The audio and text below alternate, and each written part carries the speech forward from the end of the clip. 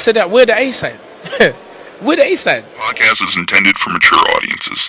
The views and opinions expressed are those of the panelists and do not reflect in any way those of the podcast partners, sponsors, or affiliates. Enjoy. Sky's the limit, baby. BoxingVoice.com. We don't fight for rings and stuff like that. I don't fear anyone. En este deporte no se viene a jugar y no le tengo miedo a nadie.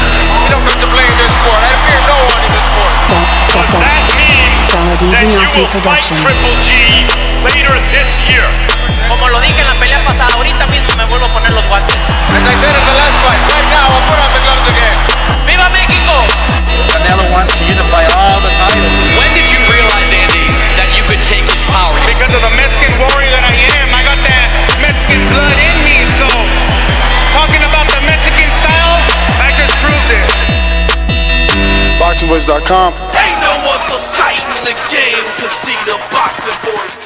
Welcome back, ladies and gentlemen. Welcome back to another edition of the Boxing Voice Radio. It is Sunday. It is Crow Day.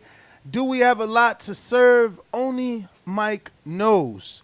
Gross the boss. We will be discussing this weekend's fights and results. Lomachenko adds to the collection with yet another piece of hardware, becoming unified WBA, WBO, WBC, and Ring Magazine champion. So shout out to Lomachenko and congratulations to him. Plenty of undercards, news, and notes to discuss. Won't waste your time or bore you with that. Hit that thumbs up button as you're joining the stream. Let me head on out to WBC Productions.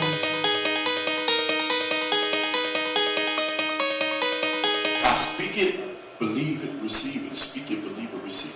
BoxingVoice.com. So when I stop him, y'all gonna say he was too weak. And he stayed at 147. A man stand up for what he believe in, and when you stand up for what you believe in, you accept whatever consequences come behind it.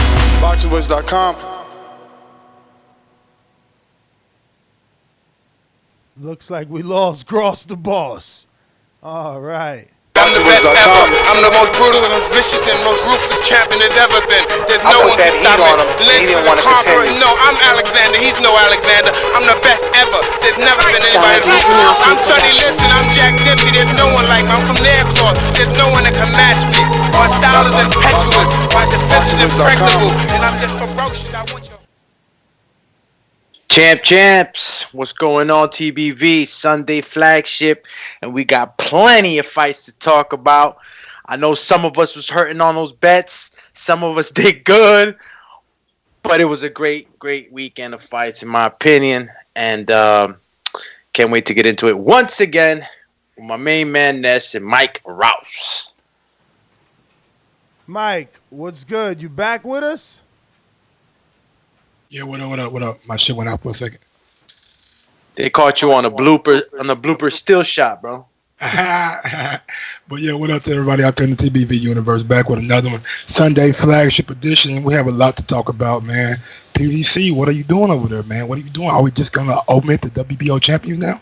Gervonta Davis going up to 135. Why is the move up now? When Loma was talking about moving down, I'm not understanding what's going on, but hopefully it'll be a mandatory for one of Loma belts, and more to talk about. Let's go ahead and get into it. Yo, you disrespectful, dog. Why you trying to stir the pot talking about why you moving up now that Loma talking about moving down? Loma ain't got no business moving down. Yeah, he said he want to be undisputed. Comey still out there. Teofimo got to fight Comey. So Gervonta moving up only makes Lomachenko, it should make Lomachenko want to stay. Like, I don't think Tank is...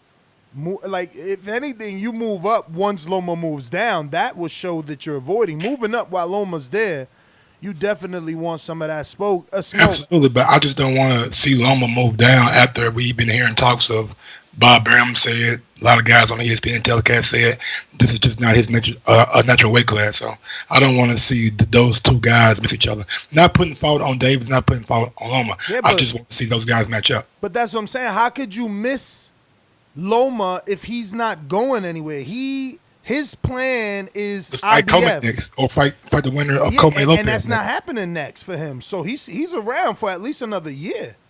So like 2 fights? I give like 2 fights in the division. He's around in that division at least until June of next year. At least. I agree with that. I agree. All right, so he got time. They got time to make that fight. And all Tank has to do, in my opinion, is get there before Loma leaves.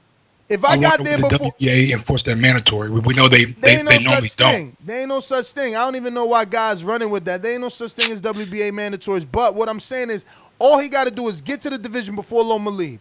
The rest, the pressure will be put on Loma. He can't leave after that because guess what? He's not struggling to make weight. It's different for Tank. He moving up because he's just too big already. So for Loma saying, "Yo, this ain't my natural, like this ain't my best division," but you obviously are the best in that division. So to move out of that division, now that you get in some competition, it would make him look bad, and I don't think he'll do it. He wants Davis. That's what it seems like. That's the big fight. That's the first pay-per-view fight that I would want for Davis, not a Tevin Farmer. Man, question is, does Davis want Loma? I think the question, because I don't see Davis mentioning Loma or actively seeking a Loma fight. One thing that I do know is Leonard Ellerby can use like the platform. It's not big enough. Don't say no more. Like he said, call it a dead zone, saying their platform isn't big enough. But if they're able to offer Davis a lucrative deal, one fight deal to come over to ESPN or vice versa, maybe Showtime offers Loma a deal that you can't turn down. He comes over to Showtime. That's a fight that I would love to see from both guys. Which one? Davis Farmer? No. Davis Loma. Because the platform they on need to do that. ESPN is bigger than it is on DAZN. So that excuse won't fly anymore. Yeah, they need to do that. You know, that fight, Fox pay-per-view and ESPN pay-per-view. Same way they got planned for any other future, Al Heyman, ESPN ventures. I agree. They could go that route. But if I'm Davis, I'm definitely not leaving that money on the floor. Like this, like the fact that he vacated his title is crazy to me. Because now that unification with Tank and Farmer is gone. So Eddie just said he wants $10 million. Maybe we'll give him $10 million. It's not what we wanted to give him. I'll go sit down with DAZN. He ain't say $10 million. What the fuck? Oh, $10 million. Get your profile. What the? Nah. He said, I'm going to go sit down with DAZN. So you tell me you vacated your belt? I hope this is a rumor.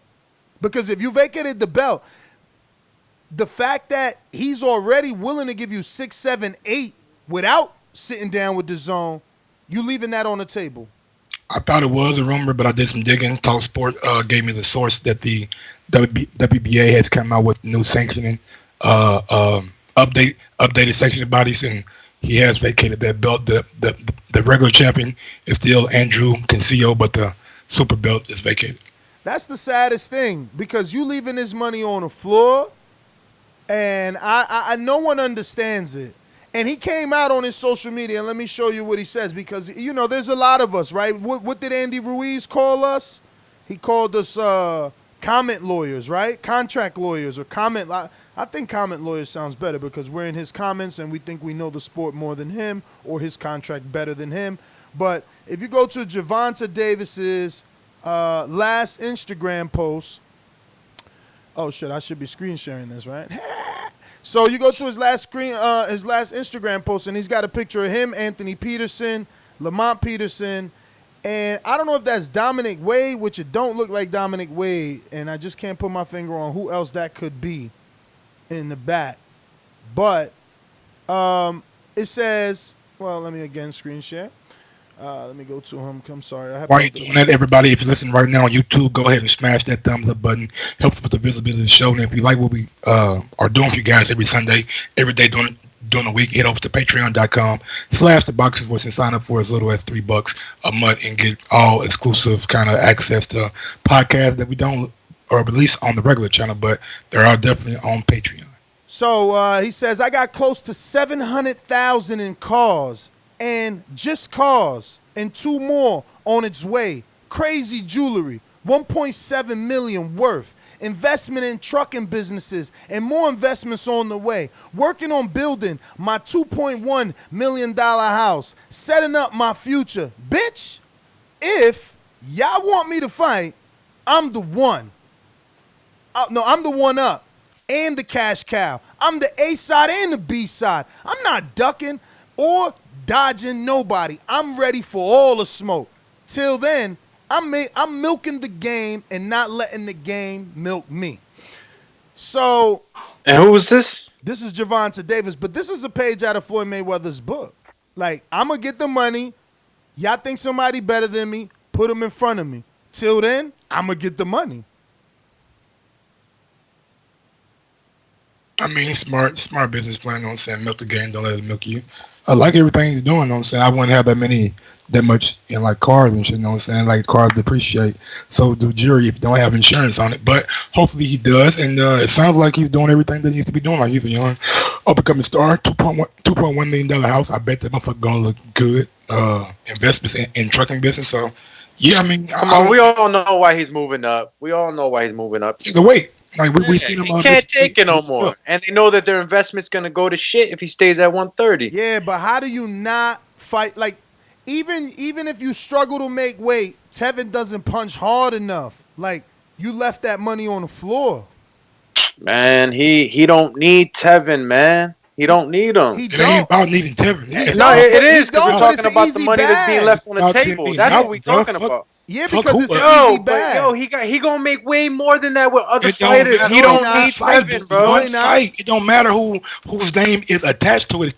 10 million is 10 million. Exactly. I be fighting. All right, so we were saying the same thing about AJ and Wilder's disputes about monies. No. And then you had 50 million. 50 million is 50 million. Why don't you take it? You could go about the same thing, but there's other variables, ladies and gentlemen, that we got to think about. And if Gervonta's my investment and he's struggling to make this weight, why am I going to risk my investment with a game opponent, even if it's 10 million? Once you let your O go, you let go of millions. So that's my take on that. I hear you. Me too. I hear you, but check this out. This is the same energy I had for Deontay Wilder when he left $8 million on the floor with Dillian White and $5 million on the floor with Derek Chisora. You don't leave that money on the floor. Especially when you are those people. When you're a Tank and you're a Wilder, you got exceptional skills and power. You don't you go get that bag. You go get that. And it's one fight. It's not like it's a 2-fight deal. It's a 1-fight deal. Hey, yo, but y'all looking at it through y'all perspectives and y'all minds. You know what I'm saying? We wouldn't. You tell me 10 million, I'm getting in there with Tyson twice. You feel me? But they got a strategic team behind them, and I think that they see that he's struggling to make the weight. Yeah, 10 mil. Yeah, that fight. How many people would love to see Tevin and Gervonta get it in? Did you hear what I just read to you? 10 million is more than everything that he talked about on his post. 1.7, $2.1 million house, 700,000 in jewelry. That's 10 million gets him all that 3 times. 3 times. That's not, you don't walk away from. First of all, you saying, yo, he gonna get that. You tell me another fighter that's getting 10 million at 130. Yeah, but you tell me another fighter who's got the stardom like Gervonta in the backing. Bro, I don't remember a fighter that got 10 million at 130. Like if somebody who knows the history could tell me Oscar, I don't even think Oscar was at 130. Maybe Floyd. Floyd? That's the one I think about. 126 he started. I guarantee you, Floyd wasn't getting 10 million, man. Because I remember a big payday for Floyd was Margarito, and he turned it down to fight Baltimore. Man, you crazy? I'm gonna guess. I know. I'm gonna guess, but I want to remember they gave him Bob was offering somewhere around 6 or 8 mil for the Margarito fight. Okay. 10 million, Dougie. 10 million. 10 mil is 10 mil. It's a high payout. Listen to me. They sit here and they laugh at us, and then you hear our conversation on TV. Same thing I told you, and you argue with me. Same thing I told you. Yo, you don't leave 16 million Kovalev. What did Ward say? That motherfucker better scoop that money up. Yeah. Ward told him, you will never get this payday again. I'm telling you, brother, I know this sport in terms of the money. 10 million? That's a lot of money, guaranteed. 430-pound fighter? Think about this. Put it into perspective, Doomy. Think about this. What the fuck is Eddie Hearn saying? That Gervonta's more popular or a bigger star than Earl? Because he was offering Earl and Mikey 10 million. No, 8 million. 8 million. Yeah, but you talking like Gervonta ain't never gonna see another $10 million check. Versus who? You tell me. Go ahead. All Tell right, me. moving up to 135. Let's look at the 135-pound division. Let's go. Only one person. Let's it's go. only one person. I don't even think he gets 10 million with fucking Loma. Get out of here, bro. Get them with Lomachenko on pay-per-view? Why not? Yo, okay. Why would he not get that? All right. Just now you tell me what Lomachenko opponent even got 5 million for y'all to be thinking somebody gonna give him 10. But you messing up now. Yeah, it's but the combination. I thought you said it's a joint pay-per-view. No pay-per-view numbers gonna come in. They're gonna have a guaranteed set price, which is probably about 3 or 4 million a piece. I think they can get another 6 million a piece on the back end when you do the TV territories and shit. So I think 10 million for those guys. Yeah, I think you can. But that's the only guy that I see in my right now that I see. Hold on. We talking about 135 pound fight. We talking about Mikey. We talking about Pacquiao. Teofimo. We talking about Pacquiao definitely got 10 million up front to fight fucking Keith Thurman. Okay? Let's think about the popularity of Keith Thurman, all the millions of viewers that seen him on TV, how he was the inaugural for PBC time and time again. Okay? They only did 600,000. He got Pacquiao, not Gervonta Davis. Pacquiao got guaranteed 10 million. You guys are dreaming, bro. You guys are dreaming. You don't leave this money on the table, but you know what? The first topic was Lomachenko, but that's how insane it is. That's how insane it is to leave 10 million on the floor because no one is getting 10 million in that weight. No one. I agree. But nobody's Tank. Tank is the star. You know this. Tank is that dude, man. He is the star. Ellen Letterby always says it. He can sell out anything, man. He's the guy. What is he selling out? I mean, he had one time before in his hometown. That's like that wasn't that his first main event, Mike? Or did he drop off again? Oh no, he didn't. No. That was not his first main event at all. But it's the first time that he headlined in his hometown. Yes. 10 milli, bruh. 10 milli. 10 milli. Well, let's get to the reason why we're here. You know what I'm saying? Over the weekend we had Vasiliy Lomachenko. Some got him pound for pound number 1 on their list. You know what I'm saying? Some got him a little bit lower. But we had him facing Luke Campbell, and he defended his WBO and WBA title and picked up the WBC title. One thing that I could say, I was impressed from Luke Campbell. I like his defense. You know what I'm saying? I like him. The fact that he didn't just lay over up Loma. And he showed guts, he showed heart, you know what I'm saying? It was one point in that fight where he was getting hit with a body shot where he just stood there and took it for like 10 seconds until the bell rang. So he showed a lot of grit, a lot of toughness. But the rounds were competitive. It was just Loma was doing a little bit more in each round to eke him out, you know what I'm saying? So it wasn't like he got whitewashed, but I had it maybe 10-2, 9-3, somewhere around in there. But he showed a good performance though. But hopefully to see him back against somebody that he can possibly get a belt from, because I do believe that he has the tools and the boxing skills to be a world champion one day. Yeah, man. Campbell definitely held off 12 rounds. They almost had him out. I really thought Loma was going to stop him. I'm not the only one that thought that, clearly. But he was able to hold out. I mean, I actually expected more aggression, more forward pressure. Maybe we always dream about somebody using this, Salida's blueprint, but it just doesn't seem to happen and the way it does in our minds in the ring. Campbell had some good body shots. Remember that one body shot he threw with the right that just stopped Loma dead? You know what? You reminded me. Yeah, he was working the body pretty good. He tried his best. Whenever he was on the inside, he would rip it right across the abdomen. But it just it always seems like, and it always seems like this with anybody I see fight Loma. It's always like they're mesmerized, man. They get mesmerized, and he just got left pretty much just throwing that jab out there to just measure, and it didn't really amount to an attack jab or anything that would actually give Loma problems. Loma's, like I said, man, his movement is just superior to all these fighters he goes up against. Barry Hearn believes that Loma isn't a superstar, that he doesn't have explosive, he's not an explosive fighter. And I quote, he says, "I didn't have the gap anywhere near as wide," said Barry Hearn to IFL TV. And I thought Luke lost 4 rounds maximum. I thought he boxed brilliantly. Perhaps didn't go for gold enough. I was slightly disappointed with Lomachenko. To be honest, we've built him up to be as this superstar, but I can't put him in the same category as superstars of yesteryear on that performance. A great fighter, obviously, but we can't mention him in the same breath as some of the all-time greats yet. Agree, disagree, gentlemen? Disagree. Barry, you sound like a hater. Really? Barry, you sound like a hater. You sound like a hater 3 times over. Come on, man.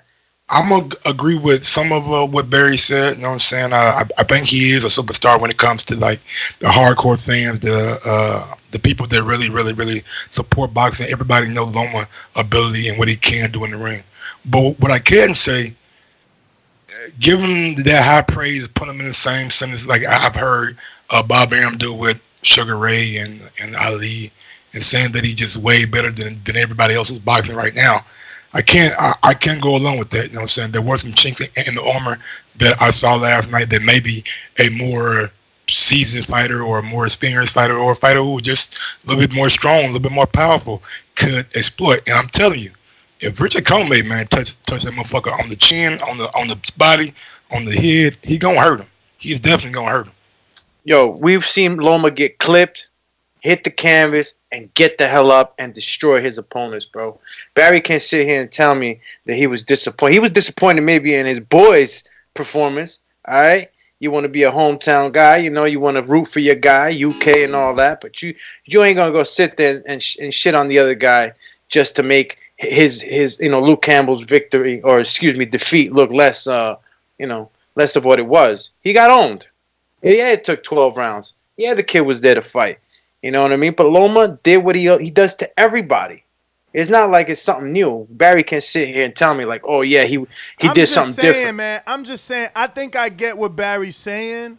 I'm pretty tired of everybody telling me how great Loma is and how he's number 1 on the pound for pound.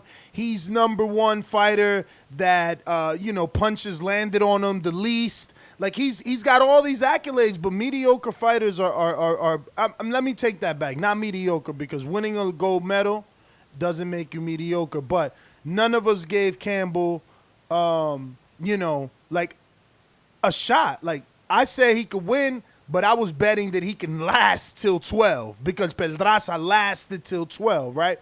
So that means that the world thought he would knock out Campbell.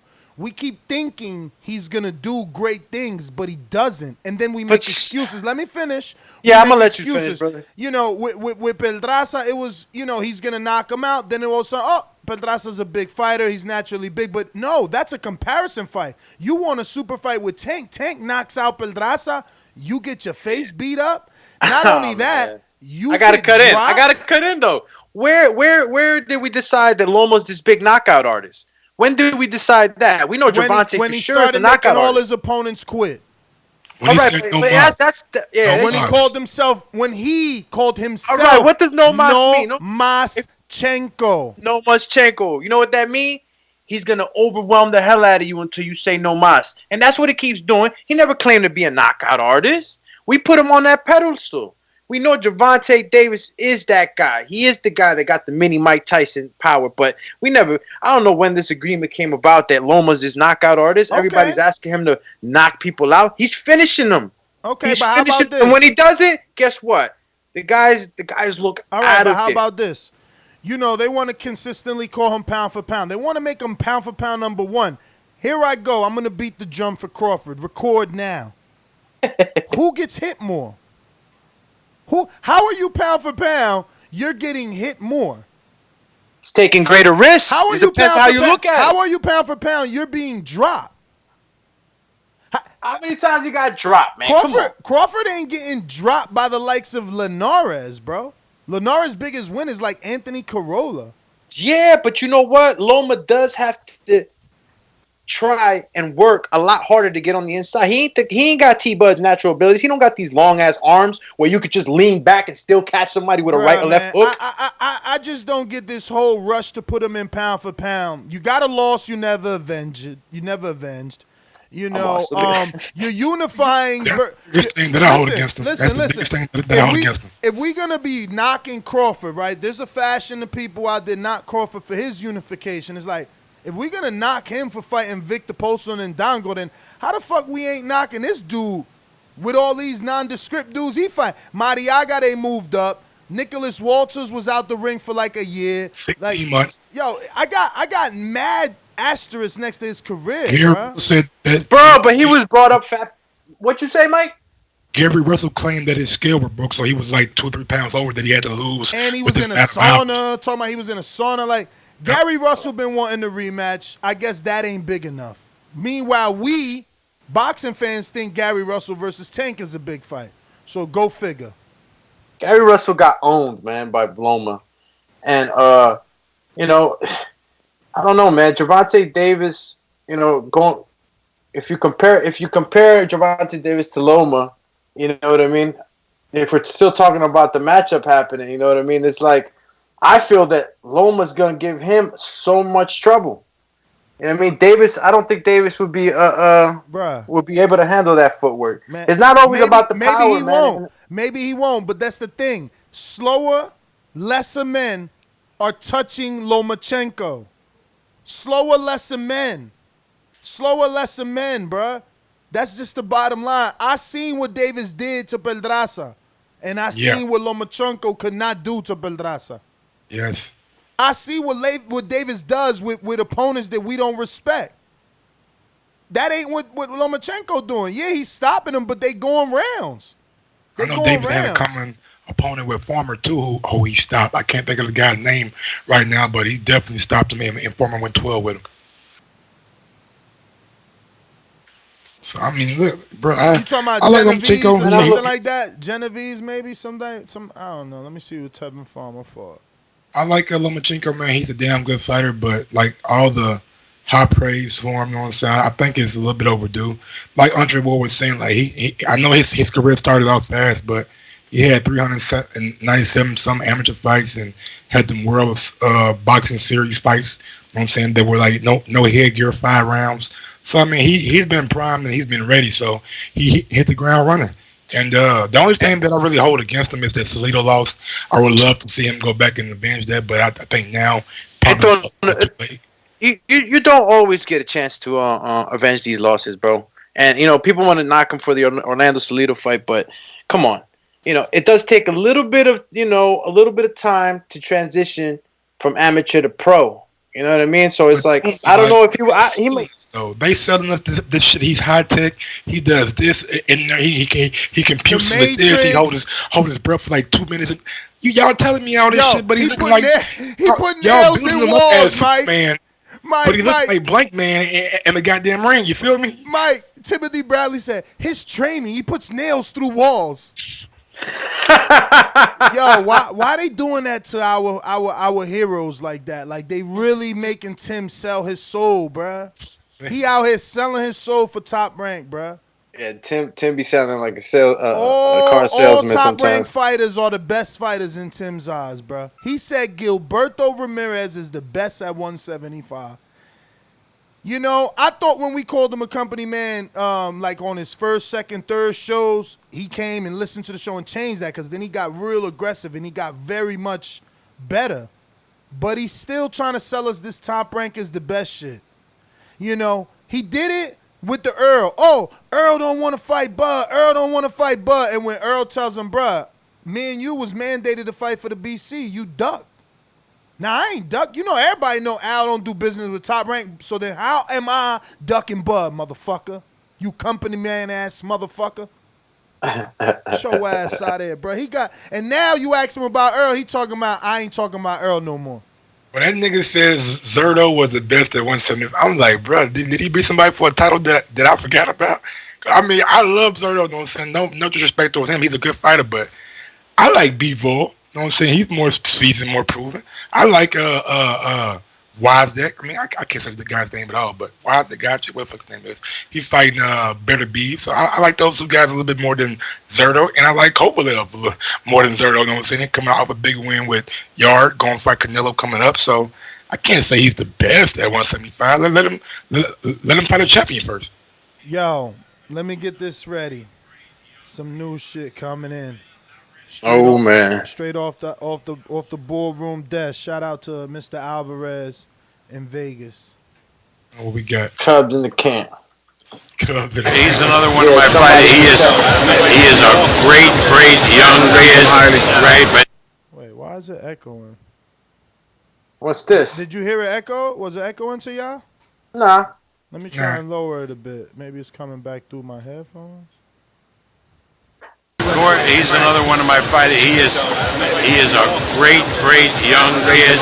Right, but he's not ready to fight Loma. You know, Shakur last year begged me to ask Loma if he could go into training camp with him. Okay. And so Loma gave him a good first round. Wow. And then he taught him a lot. Okay, well that's good to hear. Yeah. It's great that you're fighting a mix. See that, right? Loma. Schooling. So check it out. Since we talking about Loma, that's Bob talking about Loma saying that Shakur's not ready for Loma, that he gave him a first good round in sparring and caught him a lot. He's telling that to Tony Bellew. It's got over 5,362 views on Twitter. It's a clip. I don't know where the video originates from, but Shakur quote tweeted and said, he said, I try not to speak on sparring, but come on, Bob, don't do that. Then the Bob father talking smack. Then someone quote tweeted Shakur on that response and said, not classy from Bob. And Shakur quote tweeted that and said, he's probably high, that's all. Yo, but this is bang. Yo, but this is beautiful because this is exactly what I wanted to talk about. I'm glad Shakur was the one to fucking remind me. All hail the motherfucking Bob father.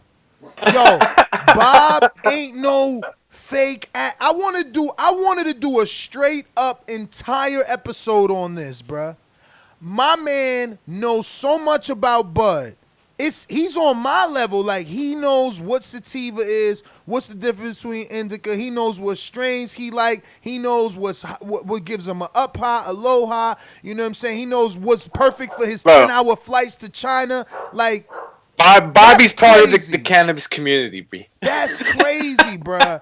Like, you could tell he's been smoking for 50 years before this shit was legalized. Because he's like, and now that it's legal, it's like, bruh.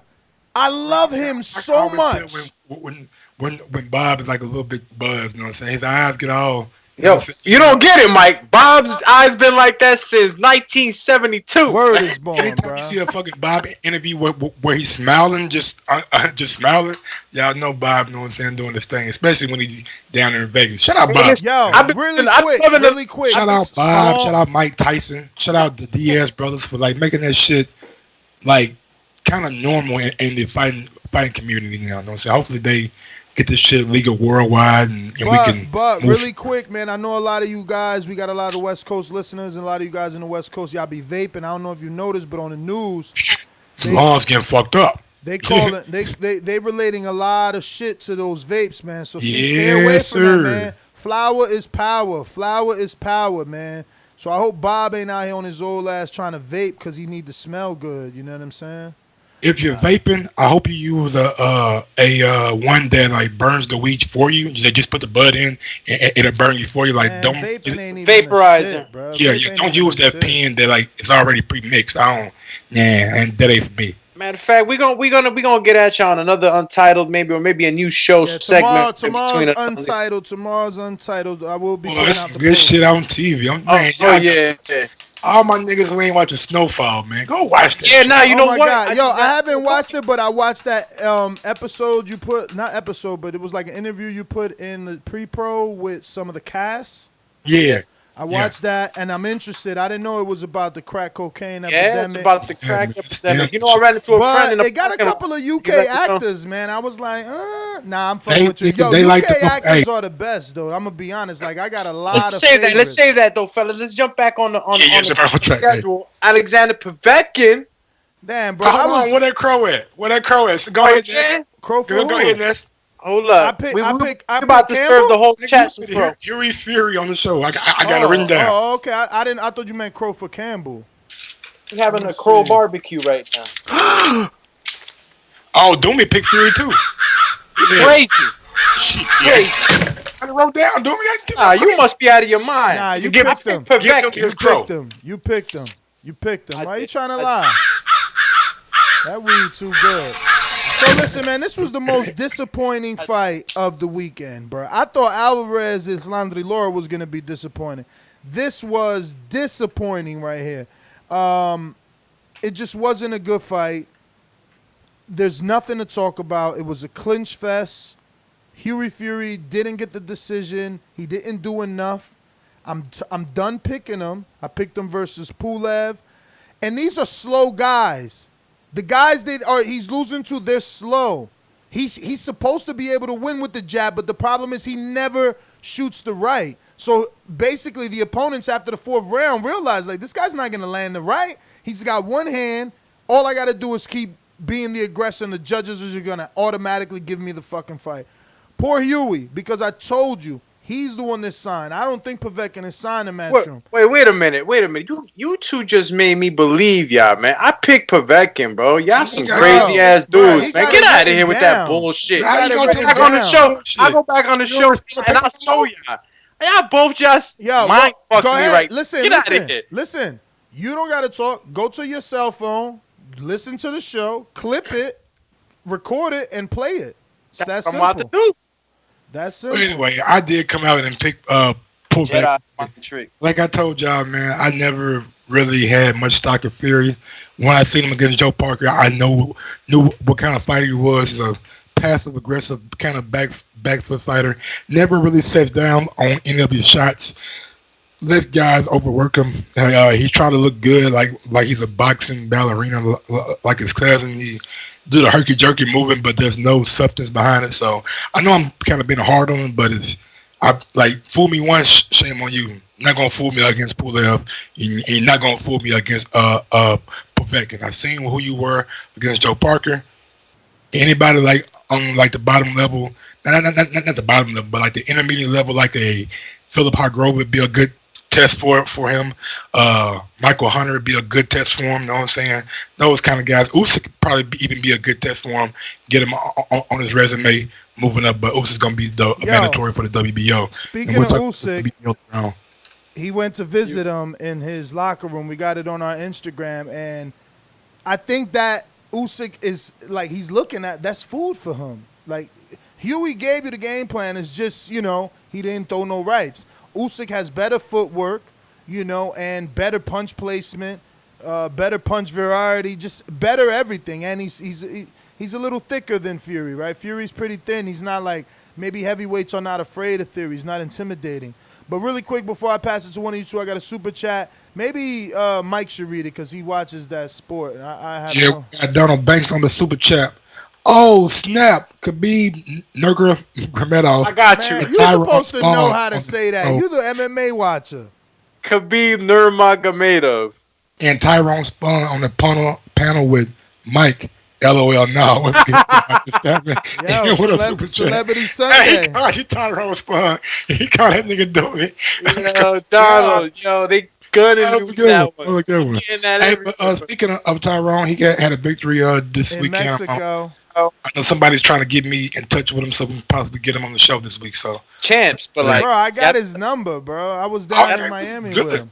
Y'all don't want to talk about this Alexander Povetkin gas tank though, huh? Y'all was Povetkin. What you mean? A lot of people might say that Alexander Povetkin, a 4-round fighter. Yes. He had the gas tank. He got all the testing. Gas tank. I think he got a legit Povetkin now. Bro, he didn't have no gas tank. He had a fighter in front of you, like Mike said, passive aggressive, a dude that doesn't want to go for the kill. He didn't.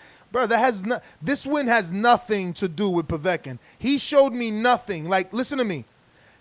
He showed me absolutely nothing at all about him being able to beat anybody in the top 7. No. 7. Damn, I gotta look at the top 7 then. I would even say, shit, a fighter like Phillip could probably clip him off right now. A fighter like Big Baby Miller would definitely. Oh, you talking about Phil? Yeah, well, Phil's a monster right now coming up. But don't get it twisted, man. I'm telling y'all, Povetkin gonna get that Derek Chisora and Joseph Parker win. I'm telling y'all right now. Derek Chisora, I'm excited for that fight because I like Derek Chisora old ass. He know how to make a fight. He out here talking, I'm gonna beat that Aussie bum. I love that's what I'm saying. He called a dingo. Clubber Lane.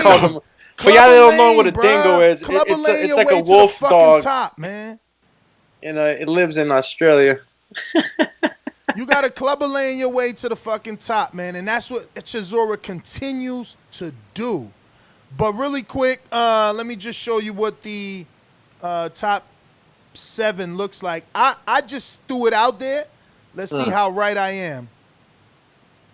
So we got Andy Ruiz, Deontay Wilder, Anthony Joshua, Tyson Fury, Alexander Povetkin. You're looking at the WBC Damn. rankings. Yo, he's number 5, so I can't even say that. Boxrec? Yeah. How many stars did he get for that Hughie Fury win? Shit. You know what? I am signed in. It don't say. Let me click on it and see. Usually, he ain't get no stars. He stay right there. Say yeah. He stay right there because no points for that shit. It's sideways. If it would have went up, it would have had a tick up. I think Dylan White's better than him. I think Jarrell Miller's probably better. Yeah. But what could we really say about Dylan White at this point? We don't know. Big Baby, we don't know. Everybody that's behind him got drug test issues. Big Baby, Gerald Miller, even Luis Ortiz, old ass had drug test issues. Bro, they got my man ahead of Joseph Parker. They got my man. Bro, I got it. I said this dude can't be the top 7. We already know look. No, we already know. Like we would have all picked Dillian White, but now Dillian White got that infraction or whatever. And Gerald Miller, same thing. Now we don't know if Gerald Miller really throws 60 punches around or he was on all types of shit. But I'm putting Adam Kovnacki right now. I say he beats Povetkin. Povetkin's a 4-round fighter. Once he can't land that left hook after the 4th round, Kovnacki works this motherfucker on the ropes all night with machine gun-like punches. Yo, you make a good argument, but machine gun. If goddamn me Povetkin land some of that shit Chris Arreola was landing, I don't know, dog. Povetkin didn't knock out Hughie Fury. Okay. Kubrat Pulev didn't either. All right. So them dudes ain't punching, and we all know Povetkin ain't getting no real knockout since he stopped popping. David Price don't count. David Price is the Amir Khan of the heavyweight division. Listen, man, for all y'all saying the way Kovnacki like to fight, exactly. Too many risks. He taking too many risks. He taking too many risks. Bruh. He get clipped with them Povetkin hooks. He's going down. Povetkin ain't even going to land them hooks because he lunges in and Adam comes in. So it's going to be straight punches down the pipe. Adam ain't as tall. Telling you right now, he ain't going to be he's not even going to have to lunge in like that. The guys that you see Povetkin lunging at is tall as Hughie Fury guys. They look like they moving like they in Mortal Kombat finish me. That's all I saw from Hughie Fury. Just moving like this. Adam is 6'3". All right, well, shit, Povetkin 6'2". All right, 6'1". So he's talking about Adam not as tall. Yeah, he's not as tall as that he been fighting. The Prices, the Furies, the Joshuas, the North Center of the world. Okay. 6'6" and up. Okay, I get you now. Them dudes is but you know what? As far as the rankings go, anybody above the 7 is in my opinion, it's trouble. Brother, I wish Gerald Miller and Dillian White never tested pot. Both of them dudes I would have picked last year. I would agree with you. I would agree with you with Jarrell. I still pick him right now. Shit, but they think to him. So shit, they clean. I mean, look, they up on the list. So I mean, we could say what we want about what happened, but they on the list. So they on the list for sure. Technically, Ness is right. Like, well, shit, everybody on the list, nigga. Fury on the list. That's what I'm saying, but like, Bacon on the list, White on the list. Anybody on that top 7 on the list. Jarrell Miller on the list. Yeah, no, shit, half the division made the list. You feel me? Yeah, top 7 though. I don't see Alexander winning against any of these top 7. Honestly, who's right along, man. Charlie Edwards. I told y'all, man. Why this little motherfucker just back off, man? Back off, man.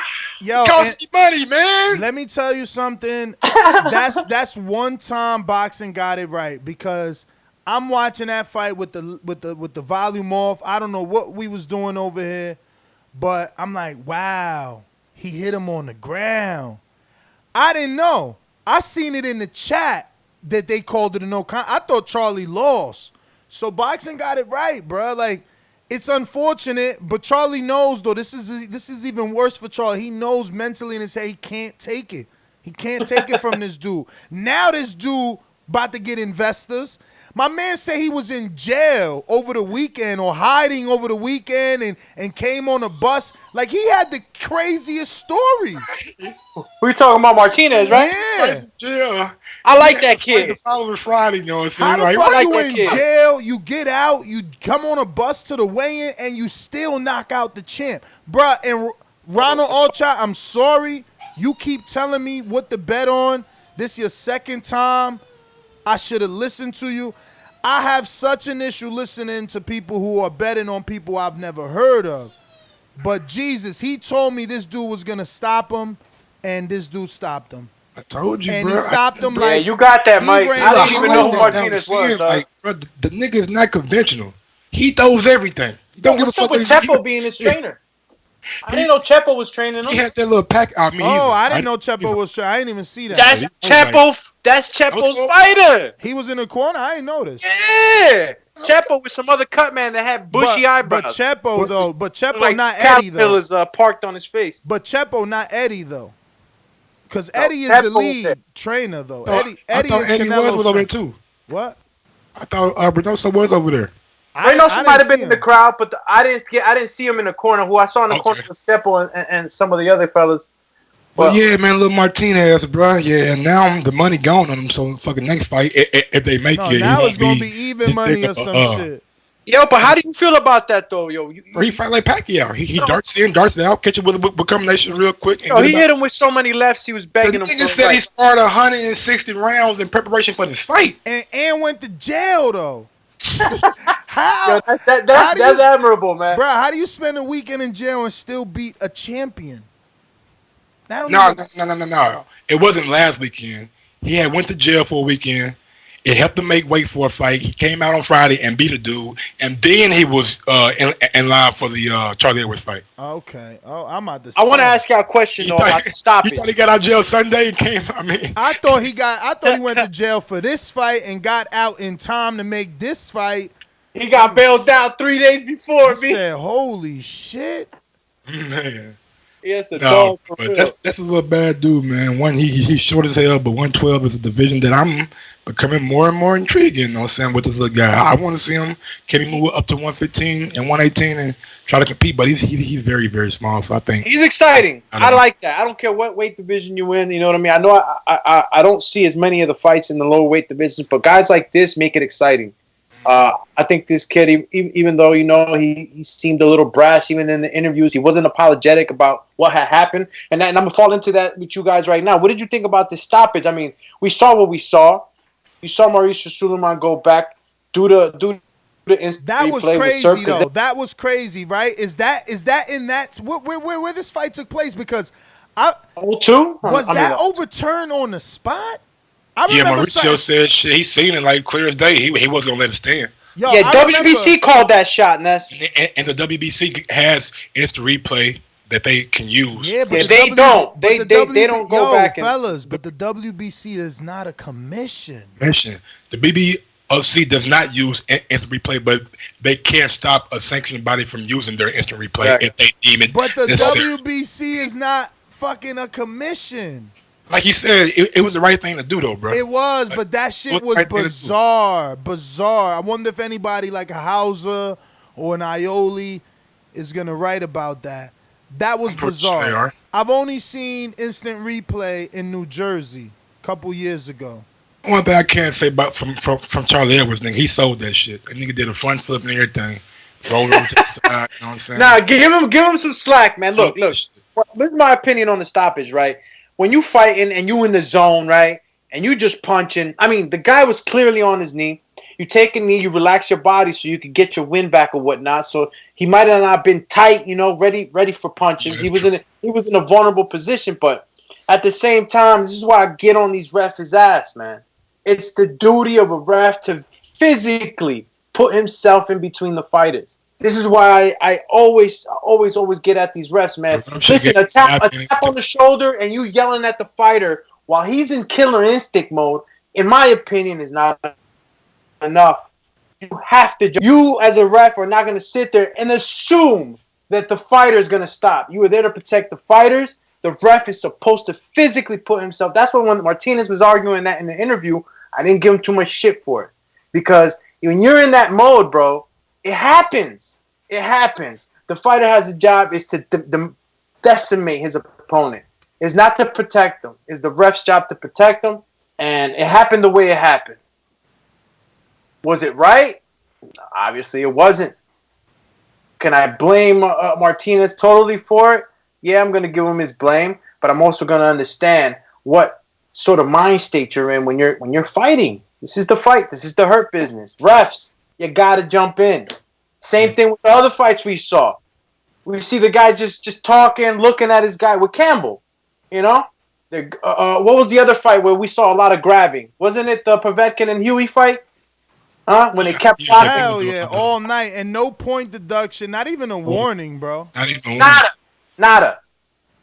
Nada, bro. And one fight that we did see that my guy keep on. He looked a little bit, getting touched at time, but he came out with the victory in the stoppage. I'm talking about Joshua Buatsi when he fought Ryan Ford this weekend. Ryan Ford came with a good game plan. I really, really liked his timing that he had on Buatsi. Anytime he would let that jab go, that right hand over the top was cracking him in the goddamn face. I was like, Buatsi, you got to quit getting him with that same punch over and over again. I don't really think he made any adjustments to quit getting him with that punch, but he was able to stop him in the 7th round, so you got to give him his just due. Yo, did you ever really check out that angle, though, Ness, to see if that was a low blow? I think it was belt line, maybe a little bit. People calling it low. People calling it low. There's a clip on YouTube, on Instagram, and it got a lot of comments, people calling it low. But, Mike, man, I used to think Mike was bigging up a Coley. And he always would make the distinction, nah, it's not a Coley. I don't fuck with that dude. It's Buatsi. But, bruh. Yeah, you put me on that dude. Buatsi out here shit in the bed. Let's just be straight up real. You out here talking about yard, and not now. I ain't saying he got new smoke for yard. In the past, he was talking about yard. I seen a recent interview where he gave yard respect. He said he came on short, but he gave him respect or whatever. But, nah. Ryan Ford ain't Kovalev. No, it's not. All right. It's a learning curve, big dog. You know what I'm saying? He's still learning. He's a 2016 year Rio Olympian. Yeah, but people ain't have that same energy for yard. That's all I'm saying. We got to be consistent. Absolutely, yard ain't no 2016 nothing. But you can't tell me like that, though, because I was always, on the yard bandwagon no matter what since day one. You was, but you always thought Buatsi was further along, though.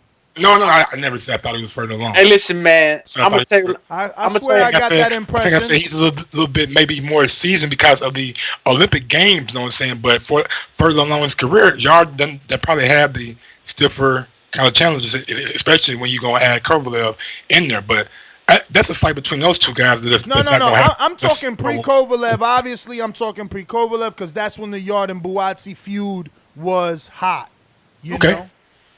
I'll tell you what, though, Buatsi was getting touched up by my man Ryan Ford. Hella touched up. And I'm going to tell you this, nothing really changed until that AKA low blow, maybe not, maybe yes came about.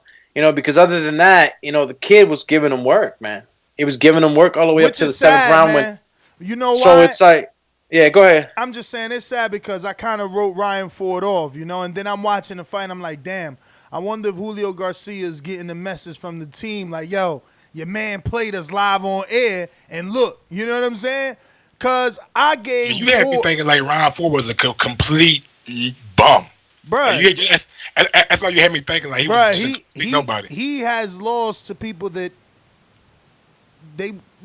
you know what I mean? Like you said, Buatsi's an Olympian, bro. Like, Buatsi got a real contract. Like, he signed to Joshua. He's with Metro. Like, people that have those perks are not Gabe Rosado working at Home Depot taking a fight on short notice versus Angulo and losing on ESPN. You know what I mean? Butasi has a whole training camp. He gets sparring partners, all that. You know, a person that came up like Gabe, you know, he got to get to work with whoever's in the gym. It's totally different, man. So Ford is on that level, probably less than Gabe, because Gabe is from Philly. At least it's a hotbed for boxing. Fucking Ford is from Canada. He Canadian out there. Yo, there's no hotbed boxing gyms in Canada, nigga. He's in Canada, eh? Canada coming up. They got a couple champions over there. Nah, they got some good gyms out there, Ness. Hey, you know, I usually Mike, think about that. The MMA, though. And that's cool. They could have champions, but they don't got gyms. Like, they not known for Philly, like Philly is, for sparring. You know, it's not, that ain't it. But whatever, you know. Like, he made a good of account for himself, you know. Good account for himself. Maybe and you know, it's a matchroom thing. Maybe Eddie brings him back. We got a super chat from Seven, says, how do me sound better than Mike with Apple earbuds? Two laughing. Word, man. I'm glad they're working right now, man. But aesthetically, I'll switch it up for you guys, man, so I can look like the partners right now. I'm looking a little, I don't know. But yo, Ryan Ford, shout out to Seven, man. He's been listening to the show for a minute. Patreon. Check out his YouTube channel and his Instagram. Dude is a rapper. He got some fire, so check him out. Seven, you should get with our boy Dollar DiBiase too. Maybe y'all should do some fire together. But yeah, Jimmy too. While you at it, you know what I'm saying? Jimmy nice with those videos. We got Joe Cordina gets a unanimous decision over Gavin Gwynne. A little nice fight to start off. Well, not start off the card because Marshall started it off, but it was a good little filler fight. You know what I'm saying? One of those domestic turn ups that action packed. You know, just showed that they was levels above the guy that was in the ring with. I didn't catch too much of the fight. Caught the last rounds, but from what I saw, it was action packed. Yo, Ruin the 504 says we have a TBV champ in Canada. That's right. Retired or not. Yeah. So also, Savannah Marshall gets a stoppage over Danielle Basteri. Basteri. What do you know about her? Because I seen that and I'm like, wait, a stoppage? Like, bro, it wasn't, man. The stoppage. You know, women don't normally get stoppage, so I'm like, wait. It's like Savannah caught her with a jab and a nice little right hand, but it wasn't like really concussive. The lady just went down to a knee. She Brazilian. Man, but she only got 3 fights, bruh. Look at that. Come on. Her first fight was a debut. Her second fight was a person that had no wins and only 1 loss, right? And then her next fight is Savannah Marshall. Of course you're going to lose. What the fuck? And that's what I'm saying. She ain't had no training camp, fam. She ain't signed to no motherfucking promoter. They threw her in there with the Wolves or the Lioness. Sometimes these fighters, man, that don't have the opportunity. This is what I love about the sport. At the same time, is that sometimes you just get called, man, and that's why you need to stay ready, fighters, at any given time, man. Even if your career is not going the way you want it to in the early stages of your life, and just keep in the gym, stay fit. Don't let yourself go, because when that opportunity comes and you ain't ready, you're gonna hate yourself for it. So moving on to PBC on Fox, Lara obliterates Ramon Alvarez, the brother of Canelo Alvarez, for the WBA regular belt. And let me tell you something. They're calling this a championship. They're calling him a 7-time champion. Why are they doing this? Why are they forcing us now to recognize these titles that we know are not real? Because now I become the asshole. If I say, he's not a champ, that's a regular belt. No, now he's a 7-time champ. Like, why are they doing this? You know, I really don't get it. It's not cool at all. It's stupid. We're going to be talking about it in our 4th topic, because I don't think ignoring the WBO is stupid. I think having 2 WBA champions on screen at the same time and calling them both champion is the most stupidest and confusing thing you can do to a boxing fan. I think a casual boxing fan. I think they are fucking losing their mind putting regular and super. Hold that in for a second. Though. Let's get to the card. Lara told y'all he was gonna stop Ramon Alvarez. I mean, there was no doubt in my mind. If Brandon Rios could do it, Lara can damn sure do it. Let me get back to this though, because it's your fault. I believe in you. I believe in you so much. Didn't I tell you he was gonna stop him in the first half? I said, look, Rios. No, I said someone did it in 2. Lara got to do it in 2, and you and Coach Mitty like, Lara, man, he don't never start off fast. This nigga came out there guns blazing. Yeah. Bro, he hit him with them straight double lefts, bro. That snapped his neck back. Left. This weekend was shit. I only bet $5, but I lost all them parlays. I made 5 different parlays.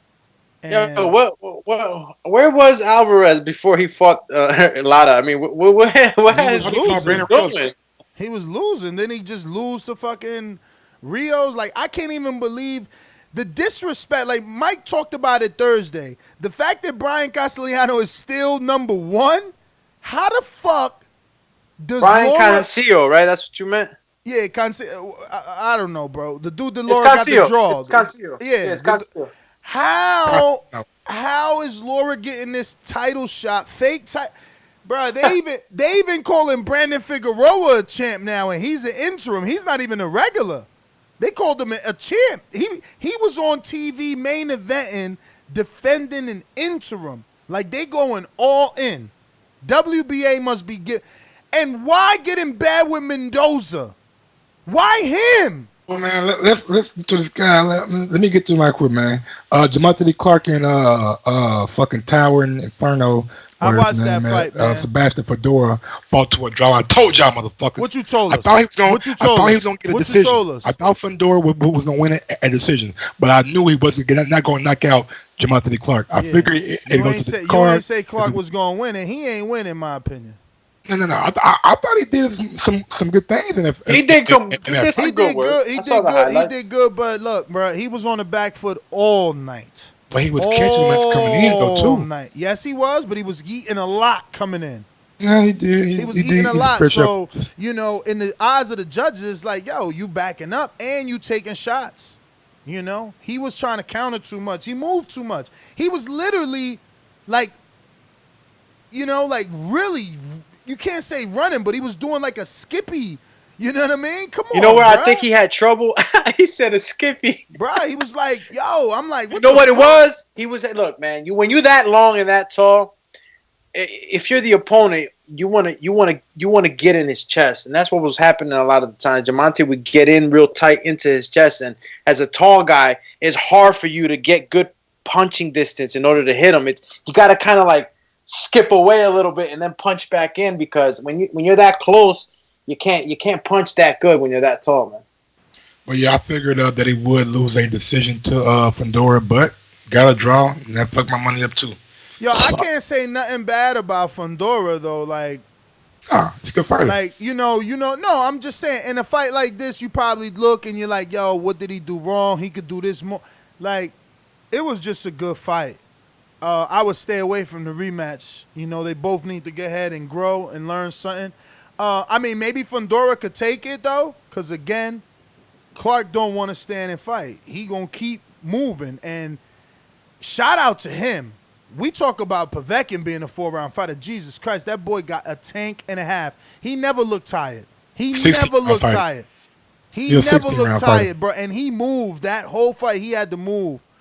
But, yeah, man. And moving right along, Frank Sanchez stops Victor Bisbal at 4. Bruh, Victor Bisbal, holy shit, yo, don't judge a book by its cover, right? Like, not that he did anything dope, but I just didn't expect him to have that much technique like that, right? Like, he was pretty decent, just, oh my God, how over, like, yo, what is going on? Like, what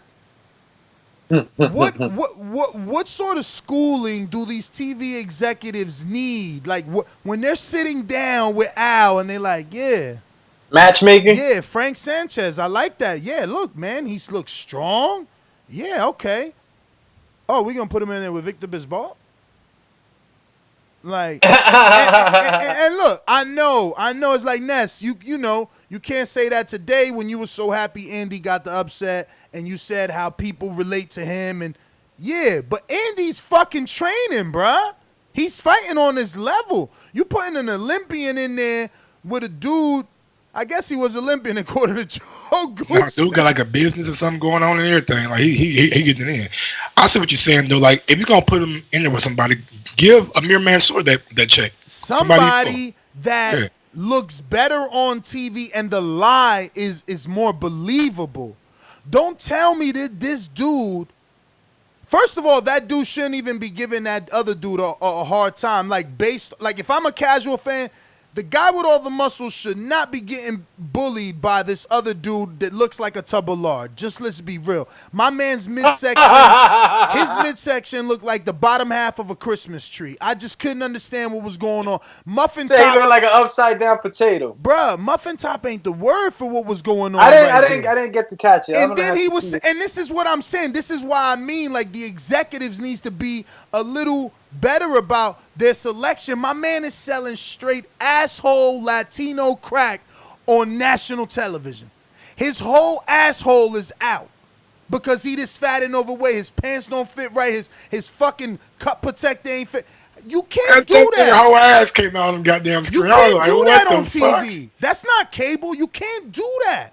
Like, get that shit together, man. Get it together. That ain't cable. Bruh, and we didn't even learn anything from Sanchez with this fight. This is what I'm saying. Like, why? How many professional fights does this kid got? It wouldn't matter because it's not an indictment on Sanchez. It's not an indictment on Heyman and PBC. The matchmakers. We just seen DAZN do this with Philip Hargrovic, a fucking Olympian with plenty of regional titles, with all the backing of the hardcore fans and writers, and you put him in there with a Mexican that's only a heavyweight because he ate too much. It's not fair. Check it. Let's go back. Let's go back on some of these top fighters. Let's go back on some of these top fighters. Come up, all right? See, the same things were being told by. Go ahead, Mike. What happened? I'm gonna give you this last one. Money Powell, the fourth, lost to Vaughn. Alexander, I was fucking shocked. I came up and read the news.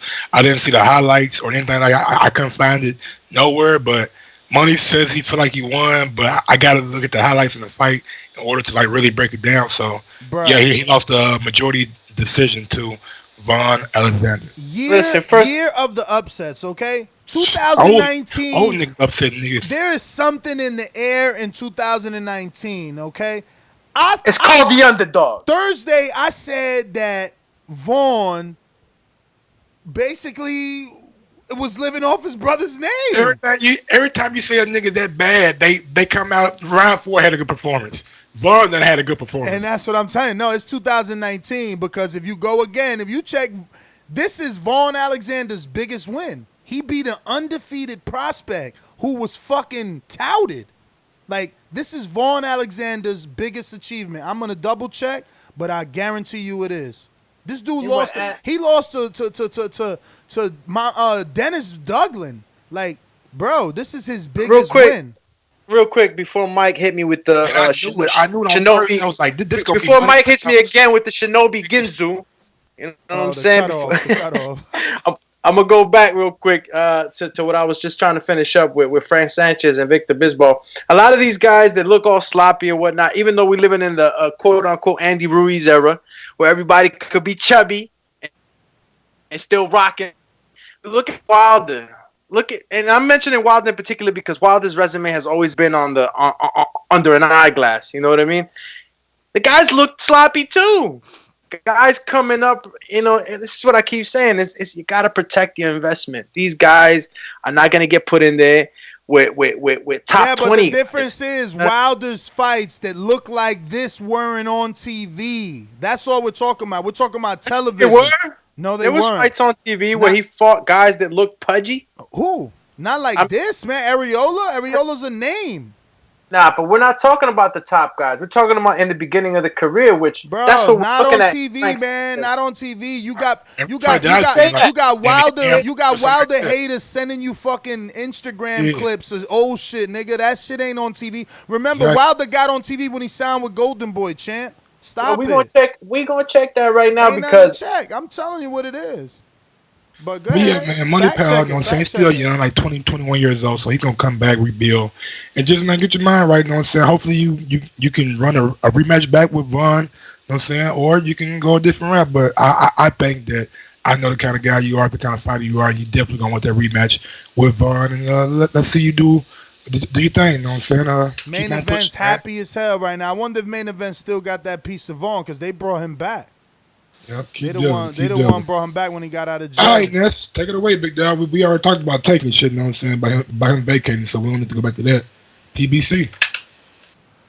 I mean, look, bro, I really said all I said. Like, I'm gonna be honest with you. I'm not mad at the WBO thing. I'm the PBC fanboy, so whatever.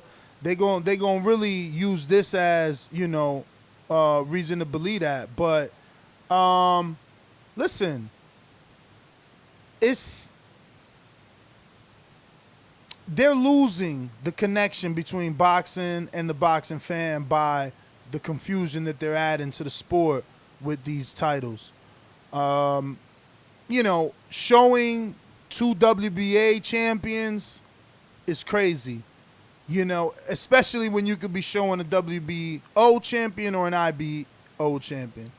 I think that if they were going to make an alliance, it should have been with the IBO if they were taking a stance against the WBO.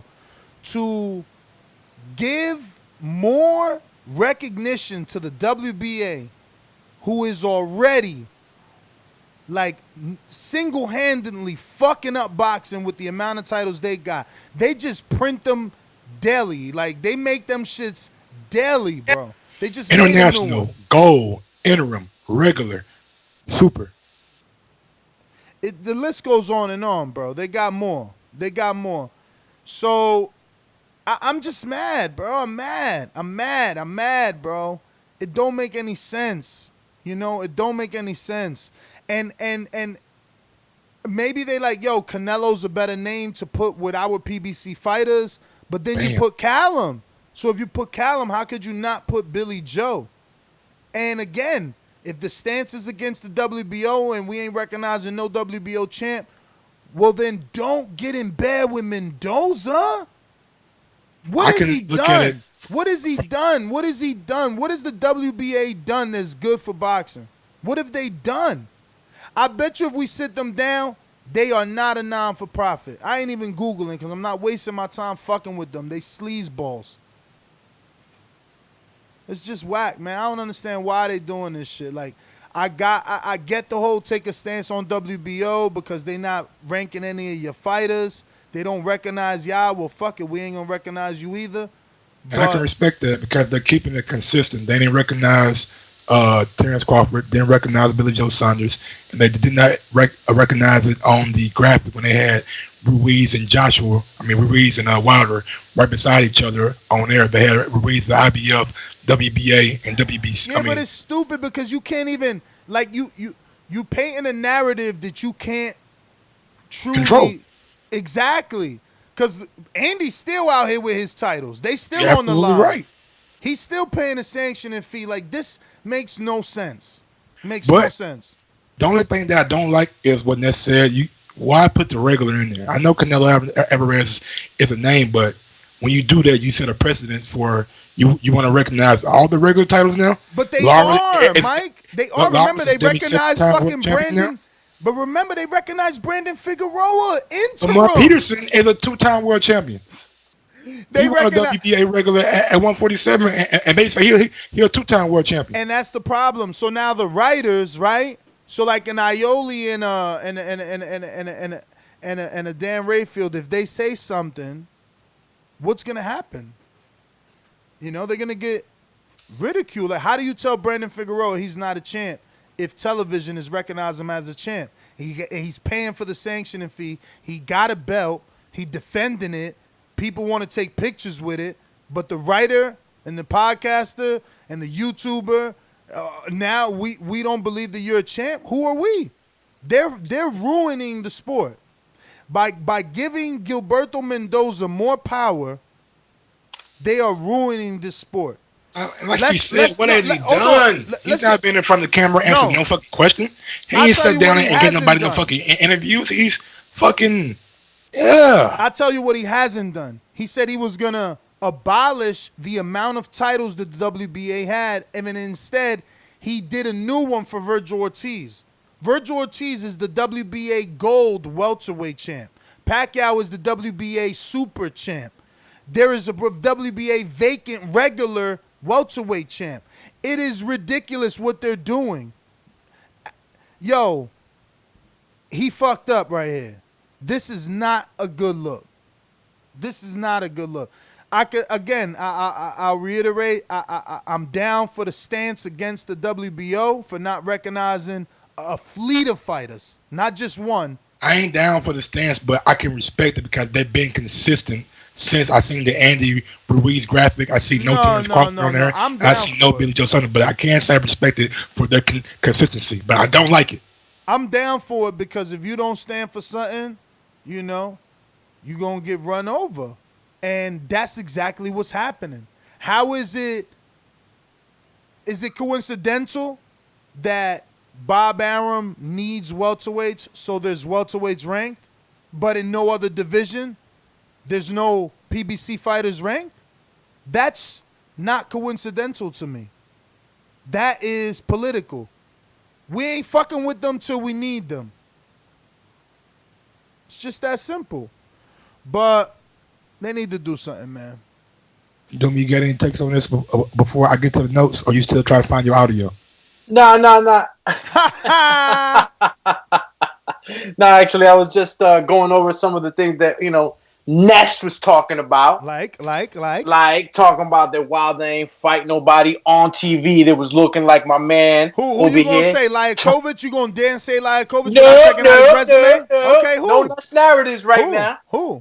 We talking about Nikolai. All right? Nikolai who? He fought Nikolai's plumber crack Furta on Showtime Boxing. All right? So stop with your lies. All right? I got you. Got you. Go look at that fight and look at that man. Yo. Look like he Mario Brothers with your man that just fought Frank Sanchez. All right? They both were showing the plumber crack. Mm-hmm. So stop it, man. You got to protect your investments. That's how they getting brought up. First of all, Showtime is a premium channel. But I bet you Mr. Bertha got a better resume. You crazy as hell. All right, hold on. But before y'all go ahead, I know Ness want to dig in on this one. Nah, I'm good. Jeff Horn loses to Michael Zafara. Oh, that you mean? Yeah, you got to play some music when you say Zafara now, bro. He's known as the stripper who beat Jeff Horn. Oh, my God. It's a stripper that beat Jeff Horn. Yo, and he said he knew he was going to do it. I told all of y'all I was going to do it. I told all of y'all. He beat the shit out of Jeff Horn, man. You stopped the nigga in ninth round. Jeff running around here talking about he ain't feel good. I feel like shit. You fighting at 160 a way you ain't supposed to never be at, bro. You don't know how to make 147 correctly, so that's why you went up. You should still be fighting at 147, bro. Yo, why they blaming the trainer now? That's fucked up, man. You can't lose without your blamer being trained. I mean, what the fuck? I said that all wrong. You can't lose without your trainer being blamed. Yeah, your blamer. What do you say with your blamer being? Blamer being trained. Yo, is that galletas? Galletas smack you in the face. Look like Ness went into the galleta jar too many times just now. Galletas is cookies in Spanish. Jeff Horn, back to the drawing board. I just hope you go back down to fucking 147, bro. I think that's your best weight. 154, got too many killers right there that's gonna eat your ass up. 160, we seen it. If you can't beat the farmer. Yo, Jeff, you trying to get Jeff another career? Yo, you lost to Zavara. It's time to just ride off into the sunset. Go back to teaching, man. You're a school teacher, bro. You listen. You did better than a lot of people thought you would do. Yes. You're a school teacher, bro. Like you did. What was the last school teacher? Robert Stieglitz, I think. Like you did good, bro. Chill, man. Well, what I don't get is how the fuck did you fool that many people? What you mean, fool? To come out to your fucking fight and support you like that, man. Yeah, the crowd was like 15,000, 20,000 people. Bruh, but what you mean? They backed his ass up for that. Damn, like how you get that many people to believe that Jeff Horn was what that guy like that? Bruh, Bro, what you mean? Everybody thought he was like gonna be Safara. Nobody thought this was gonna happen. Yeah, true, man. I'm one of those people. I listen to the motherfuckers, man. They told me like, hey, Jeff Horn. I mean, Safari had a tough fight with Kell Brook. Kell Brook way better than Jeff Horn. Way better. No, the night and day. Yeah, but you couldn't believe that with your bias ass, because you got to make Jeff Horn good, because Crawford won his belt from his bum ass. I mean, shit, he was coming out off the Pacquiao. They got here losing to strippers with spinny tops on their nipples and shit. That's sad. Yes, the Pacquiao win. The only thing he gonna have. Pacquiao robbery. Hey man, the Hornet's nest. And that's the attitude people are gonna have now. Now that Safara beat him like that, they're gonna be like, all right, well, he was fighting 2 weight classes up. That's normally what happened when you move up from 2 weight classes that you ain't supposed to be Not if you're named Canelo, but y'all don't respect him. He a duck in your eyes. How you fight against motherfucking Kovalev? I did Lomachenko move up 2 divisions. Get his Irish crack. He has 126 to 135. Low ass division, man. Them 2 Happy Meals and you moved up, man. Get the fuck out of here, 4 pounds. Damn, they just called Magic Mike Safari. Yo, that's hilarious. Shout out to Brandon in Cincinnati. Oscar Valdez to make his 130 debut January 11, 2020, rumors say, on the boxing scene. Derek Chisora calls Parker a bum and said he will knock his dingo ass out. That's going to be a cracker right there.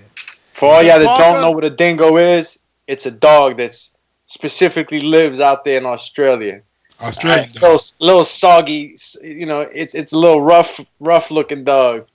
Yo, they don't even bark. They just you know what I'm saying?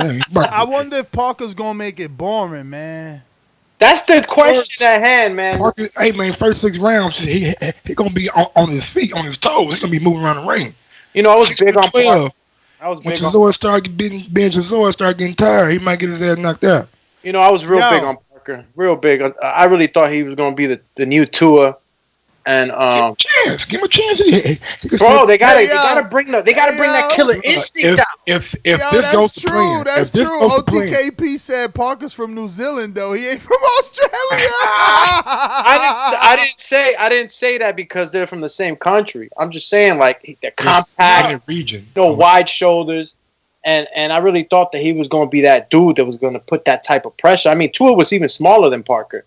But if things go to plan, Domi, and Ruiz wins the fucking title again over AJ, that WBO going to be vacant. It's going to be like he's going to get rid of it, let Usyk fight whoever for it, and Parker can fall in line for that WBO shot, maybe even Dillian White.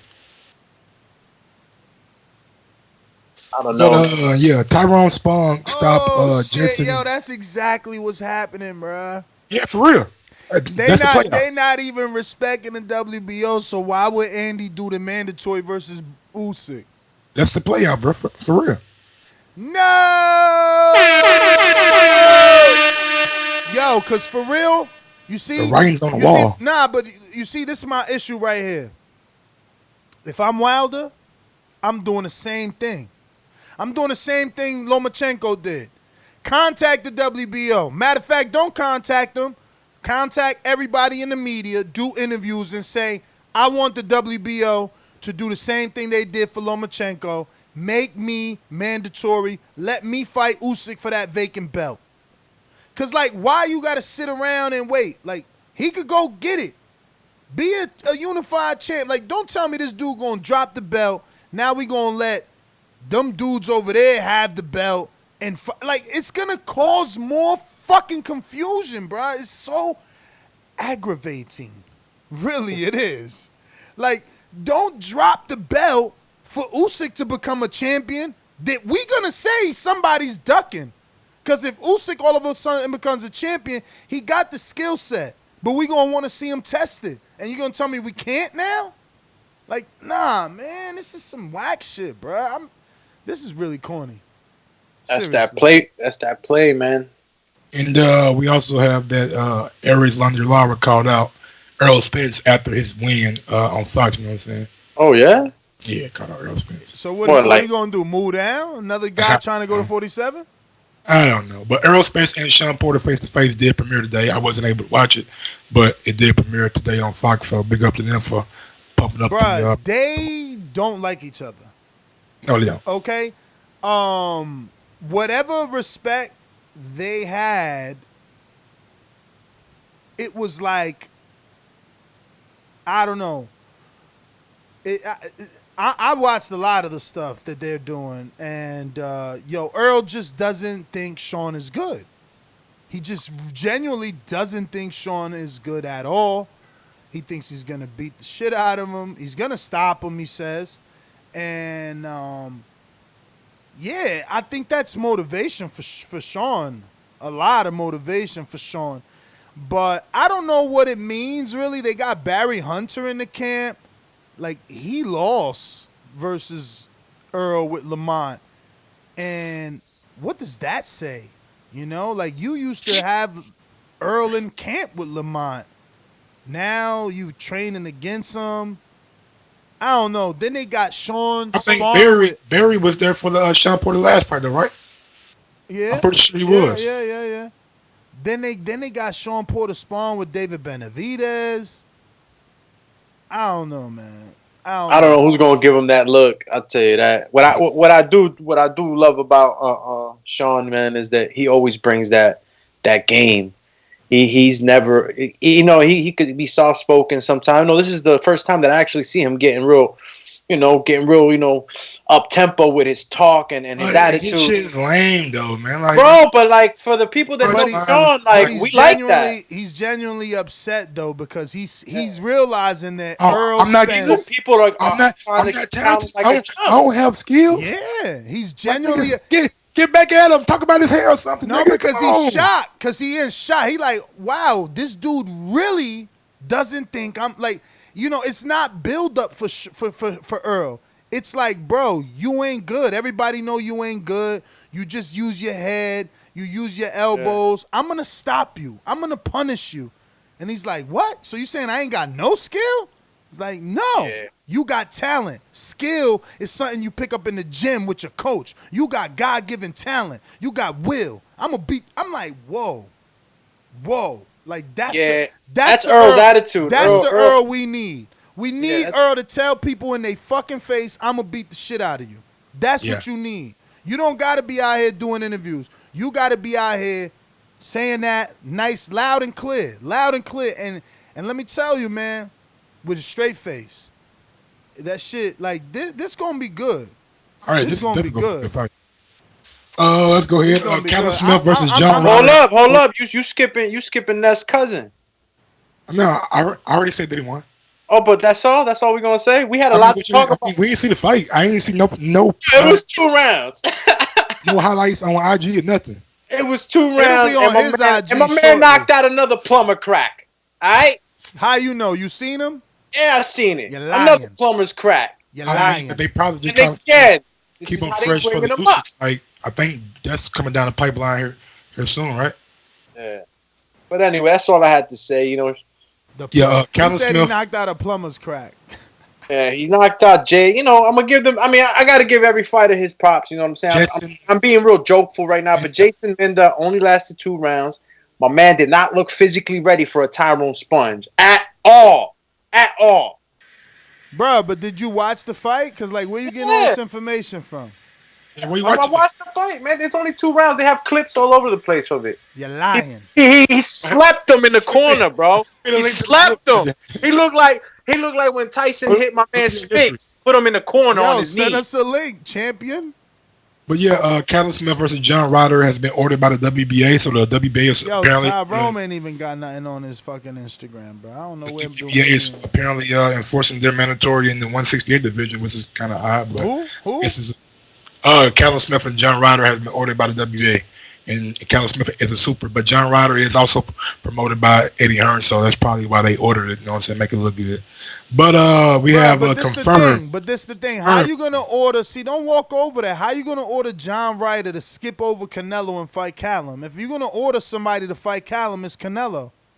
Or Canelo. You got to go over there and send Canelo like a letter. Like, hey, man, do you want to fight him? This is exactly why I'm saying we should not be fucking enforcing, giving more credence, backing this sleazeballs. This is why. Because the true mandatory challenger is Canelo Alvarez to Callum Smith. One is the regular, the other's the super. But they got they whack-ass rules that they make as they go, and they say the super don't gotta fight the regular. So some dude that ain't even the regular gets a shot at the super. But you gotta understand, though, it's protecting them also. We can't mandate Canelo. What if he says no? We want him to lose our fucking title. You strip him like the IBF did. No, we ain't finna strip. No, we the WBA. We the WBA. We ain't about the IBF rules. We about that money. We want that Canelo motherfucking fight sanction when he fight Kovalev. We want some of that money. Yes, we do. Bruh, that's all. As long as we understand what it is. As long as we understand what it is, that's all. Oh, yeah, we already know what it is. I mean, as long as we understand, as long as that message is being sent out loud and clear to our listeners that the WBA is super corrupt. All right, I take that back real quick. I take that back on Minda. He looked a little better than the other two. A little better. Yeah, confirmed. Regis Prograis and Josh Taylor will be fighting at the in London, October 26th. Eddie Hearn probably going to be in man in front of this card. Savior. No, do you even know what happened here? He's the savior. He saved this. He put the Chisora and Park on this card, right? It's a Matchroom Boxing World Boxing Super Series. This ain't no World Boxing Super Series. This is Eddie taking full lead on the promotion on this, and he's going to have Prograis and Josh Taylor because he promotes Josh Taylor as the main event. You know what I'm saying? Oh, he got a promotion with him now? Oh, he doesn't? No, I didn't know he had. He got Kelly. But remember, he got shares. But Josh Taylor is fucking with MTK Global though. Yeah, but he also got shares. He also got shares in the zone, and the zone has shares in Matchroom. So it's in their best interest to get this together. Now remember that Regis Prograis. Cody's supposed to be on this card too, and one other fight that he said. I got them all here pulled up for you. I just want to say, remember that Regis Prograis and Lou DiBella had started litigations on the World Boxing Super Series, but obviously the zone saved the day again, and Eddie again proven to be a dude that can fix fucked up situations, right? Like Prograis was ready to walk, he was in court. Now he's the main event. So this is a fantastic card, okay? All right, I'll take that back. Not fantastic. Not fantastic at all. This is a decent card. You got Regis Prograis taking on Josh Taylor for what, unification, right, Mike? It's IBF and the WBA. Okay. Then you got Derek Chisora, who's the A side versus Joseph Parker. On the poster, they even got Parker behind Chisora, okay? Because remember, that was part of their negotiations. And this fight is on, which means there is WADA drug testing that Joseph Parker insisted on. That was one of the two stipulations. The first was drug testing protocol. Second was make sure they are the co-main, which they are on as the co-main. So then you got Ricky Burns taking on Lee Selby. Remember Lee Selby, last time we seen him, he was in a very tight fight to Omar Douglas. That fight is actually out on YouTube now, and his father is employing everyone to go see it because he believes that they won.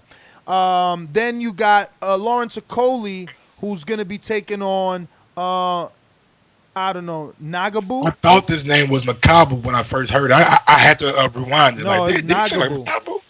I was saying Okoli in a fight, but he said like Igabu or some shit like that. Yeah, I never heard of him. Me either. But yeah, I'm ready for Coley to move up. Like, it's taken too long for him to make noise at cruiserweight, and I just think that maybe he's better suited at heavyweight. Like, for one, the heavyweights won't let him clinch like that. They're gonna knock his ass out, so we won't be bored to death. Cause he clinches like a motherfucker. They ain't gonna let him move up till you win a title. Probably that's probably how it go. They're gonna let him try to fight for a vacant title somewhere or become a mandatory to the Dordy Coast and British winner and see how it goes. The fact that they still pushing a Coley and they not putting him in with no names, bro. Like Matchroom got a crazy amount of funds, man. They do hella tune-ups. I remember PBC was ridiculed for all the tune-ups they did. These do like, yo, who the fuck is a Gabu? They be finding dudes for real. And the fact that Burns is back, Burns is like a 3-division champ. He already like 37. But I get it, man, because, you know, we got the Karasas and stuff of the world. They be out here still fighting, man. It's just wow, bro. Hearns gets it done over there. I'm telling you, man. Got that long money, man. That's what happened. Devin Haney vows that he can beat Lomachenko. Came out in a tweet that I seen on Twitter. Says he definitely thinks he can beat Lomachenko. And also, in some more news developing, Devin Haney and Billy Joe Saunders could be on a showcase fight on the Logan Paul and KSI card. And if that happens, Eddie Hearn won for the win again. He's putting his primetime fighters in a fucking arena full of millenniums, going to have their phone out, tweeting, doing all kind of shit. And if Devin Haney can come out and get a big time stoppage over somebody, and I did a show on this, bro. You guys were asleep, and the news was hot, and I still can't believe that people are giving Billy Joe shit if he's on the undercard of this fight, or Devin Haney. This fight will be sold out with a completely shit. You got to watch the comments. This fight will be sold out with a completely different demographic of boxing fan. It's going to open them up to completely different boxing fans. To 13, 14-year-olds? No. I want to say 18 to 25-year-olds. I say 16 to 25. 16 to 25. Yep. Because what age group is watching these guys? You dig? But it don't matter, man. As long as you can leave a lasting impression in the kids' mind, so when they get 18, 21 years old, Logan Paul. Logan Paul. Hold on. Logan Paul and KSI. Man, Mike's looking at a long-term investment. Guys, they gonna want to buy Devin Haney's pay-per-view when it's that time.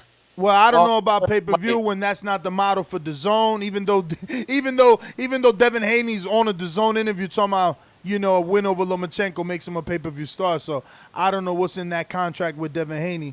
But Logan Paul and KSI don't just have a 16-year-old kids, bro. They have a huge... You watch Logan? I definitely, since the first fight, because remember... I mean before boxing. Listen to me. Before they had their first fight, right? I mentioned it like, yo, I found these two YouTubers. I don't know how these dudes are fighting. And people like, yo, them dudes is big. Then their fight happened. I watched it. I don't know if I watched it live or the day after. And we talked about it all the way. Live fight chat on. Me and Ron G convinced Ness over time that it was worth doing a live fight chat on, and that it's probably worth going to like try to cover, but you know, only one guy covered it the first time. Yeah, no, listen. It was big. Listen, Doomy, they sold 1.4 million pay-per-views. They sold 1.4 million pay-per-views. Oh, I'm not down in the numbers. You know I'm just saying that they sold those numbers obviously because the people who already watched them wanted to see their beef, you know, and wanted to see that. Exactly. And what you're doing is you're putting them on, and then you're bringing real boxing to that show. Eddie plans seems desperate to me, though. No, Eddie plans to make them turn pro. I love it. This is an idea I gave him over a year ago. I love it. Billy Joe would be stupid to fall victim to the pressure of social media. He needs to be on this. He's a good-looking guy. He could get some young teenage girls on him, you know, be his fan, be there the people paying who tickets. Bought what? People who bought that. I mean, look, Devin Haney is rumored to be on the undercard. Another guy that fits the bill. On the show that I did separately, I suggested having Eddie talk to John, who talks to Oscar, who gets Ryan, put Ryan on this card separately. This is their demographic. Make them a super show. They already... Listen, this is the Wilder date. You guys can act like Ness is stupid. Fuck you. I was right the first time. I'm going to be right this. I'm already right. I told Eddie to promote it. He laughed, and now look. Now he promoting it. So, whatever, nigga. It's going to be stupid big this time. DAZN going to make money. They're going to get plenty of subscribers from it. Y'all mad. Y'all don't know business. Yep, it's all about making money, man. And those two kids, guys, young men, whatever you want to call them, they make fucking money. Vada welcomes Andy Ruiz and Anthony Joshua as they get ready for their December 7th fight. So those guys are in the program, and we got it busting.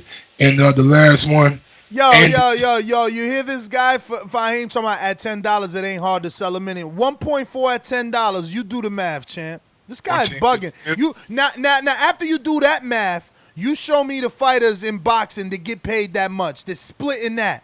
Let alone sponsorship. JD Sports. Yo, you guys be acting like freaking weirdos sometimes. Don't know nothing about boxing or business. Andy Ruiz versus Anthony Joshua 3-City Press Tour begins on Wednesday, Thursday, Friday. First one's supposed to be in London, I believe. The next one in the New York, Saudi Arabia, then London. I think that's how it goes. Yeah, they're going to have one in Saudi, then New York and London. They're all back-to-back, so they got the private jets out. That's going to be like flying. I'll probably go to the New York one. You know, I ain't going to London, that's for sure. But, yeah, man, they definitely, we need this, right? Because now that we know Andy's on board, the hype has kind of died down, right? The hype was like, oh, my God, is he going to fight? Is it really going to happen? Oh, my God, Saudi Arabia, oh. And then it's like, uh-oh, now he's fighting, and then everybody calmed down. But daily, there was like a Joshua Ruiz update before he gave in. So we kind of need this. We do kind of need this press conference. We need all these quotes to come out, and we need the story to continue because it's definitely not done for either man, right?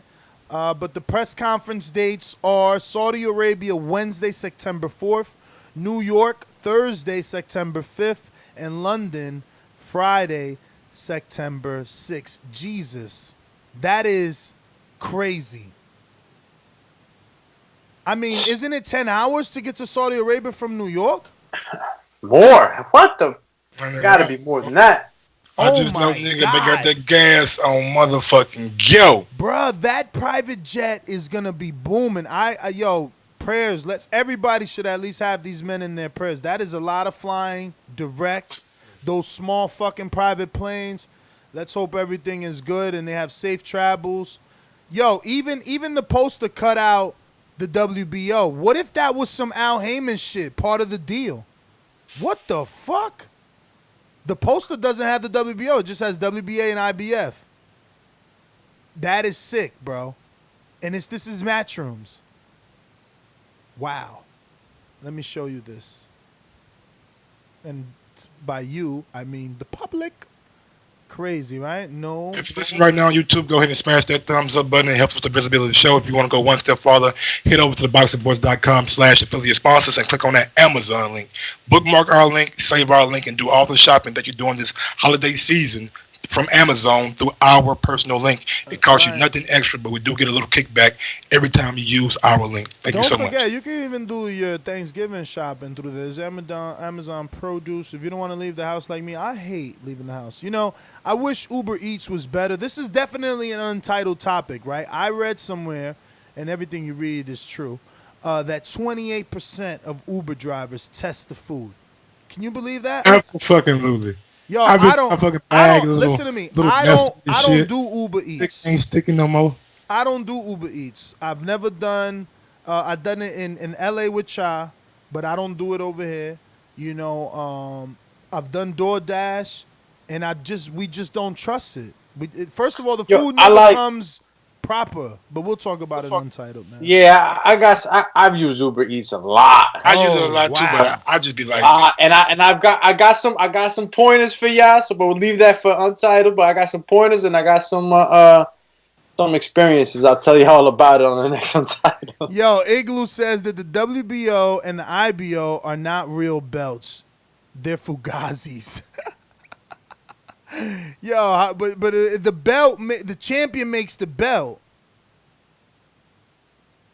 True. True. Yeah, man. But what else we had on the menu? Anything else before we go to these callers? I mean, we talked about Nevada, right? Not many callers, so there's no rush.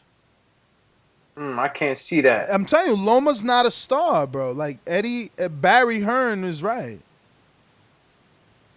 Barry Hearn wrong, man. No, he ain't, bro. How long we been saying this? How long we been saying that Loma ain't a star? That Loma ain't this? I've been feeling it. I've been feeling it because all his fights, they try to hype him up, but there's no hype. There's no hype on him. Not real hype. Look, I don't know. Got no callers. How does Bob, the Bob father, allocate these marketing funds for each one of his fighters? I know there's a budget. How does his budget get distributed amongst his fighters? I mean, we got some guys that are being pushed very heavy. We got other guys that don't. Does that affect the pay? Is it a team decision not to be pushed as hard as the other fighters? Is it monetary? I don't know. What I do know is that Loma keeps proving these guys wrong. You know, he keeps winning. Who wrong, bro? What fight is he not a favorite? He keeps winning. Do me. What fight is he not a favorite? And let me tell you this: what fight is he not like a minus 5,000, bro? Like when has he been in a fight where he's a minus 140 and his opponent is a plus 140? Like proving him wrong in the sense that he's a star, bro. In my opinion, he's a star. Bro. A star keeps winning.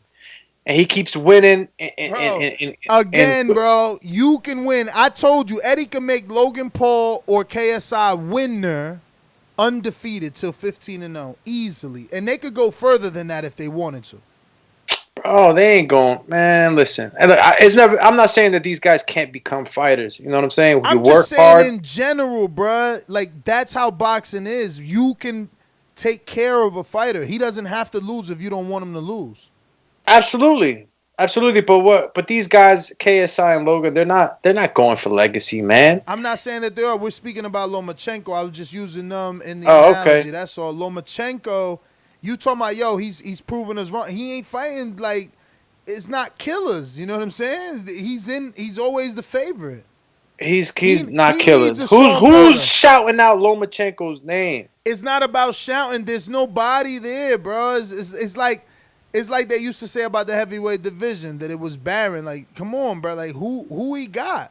But you defending Barry Hearns on his comment, and you gonna sit there and act like he's right? Yeah, because he ain't doing numbers, bro. People don't care that he's fighting. Yeah, but he was talking about the type of fighter he is, that you can't mention him amongst the greats, that you can't do this, that you can't do that. Nah, like, Floyd wasn't getting touched like this. They lying on there talking about. But it's different every styles. Time he fights. Alex, on ESPN, every time Lomachenko fights, they mention him with Floyd, saying that he defensively, statistically, is doing better than Floyd. But I'm seeing him get punched in the face by dudes that I don't even fucking rate. I've been calling Linares a bum for years. For years. I've been hard on Linares for years. And that's the dude that drops him. Salido, I've been calling Salido a bum for years. You go back, because I don't lie. My shit is on record. You go back and listen to Mikey versus Salido or Gamboa versus Salido shows, and then go listen to Salido versus Lomachenko. I could not believe. First of all, I picked Salido. Okay? So go listen to it if you don't believe that. I pick Salido. Because you don't do what he do.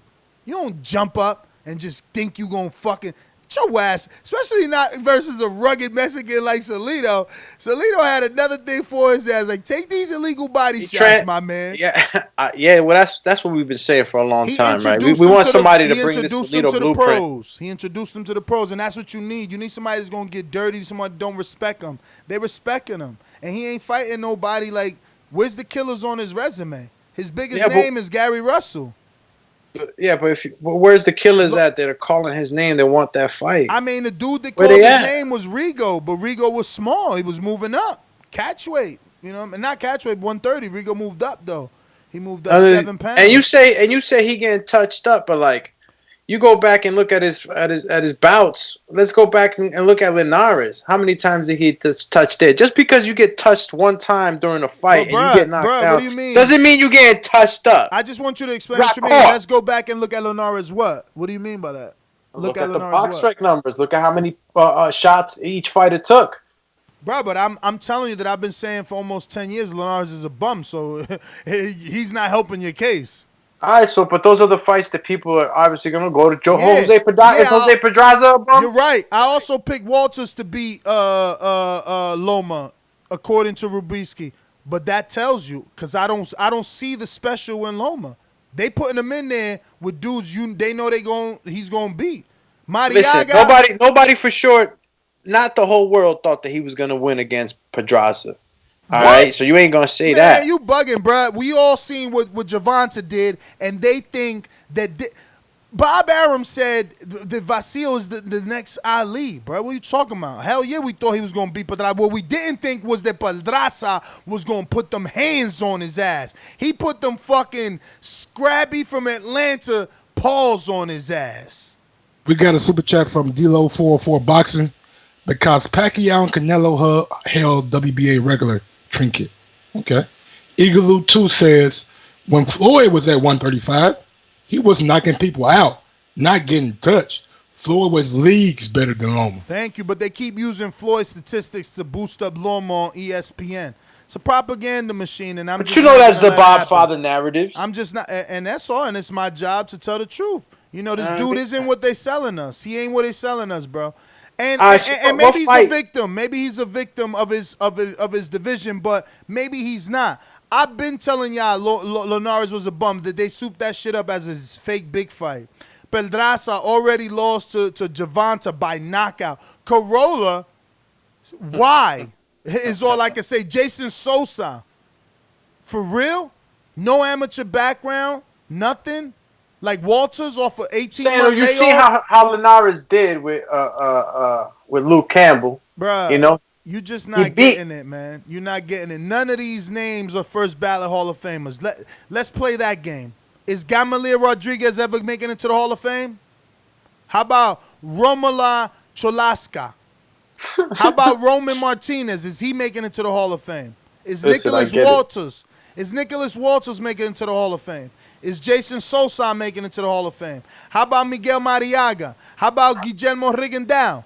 Guillermo probably, yeah. Maybe. Is Linares making it to the Hall of Fame? Maybe second, maybe fifth, sixth try. Not everybody gets that limelight. Let me tell you one. Hold on, Gumi. Let me tell you one thing about Hall of Fame. It takes 5 years of inactivity before you could be inducted, and someone's got to induct you. Someone's got to nominate you, and then people got to vote you. Then you're sort of like a brotherhood. Then you're inducted. So you telling me in 5 years, who the fuck is gonna remember Linares? But I'm going to keep going. Oh, so you not, huh? But I'm going to keep going. Pedraza. Is Pedraza going to be a first ballot? At least he got an opportunity. He became a two-time world champion. He became a two-time world champion, which I probably think Linares probably did too. But who Linares beat? That's all I'm saying. Again, there's no one here. Is Orlando Salido, the one who beat him, going to be a first ballot Hall of Fame? He might as well, because if this guy's pound for pound, Salido's stock just keeps going through the roof. Through the roof.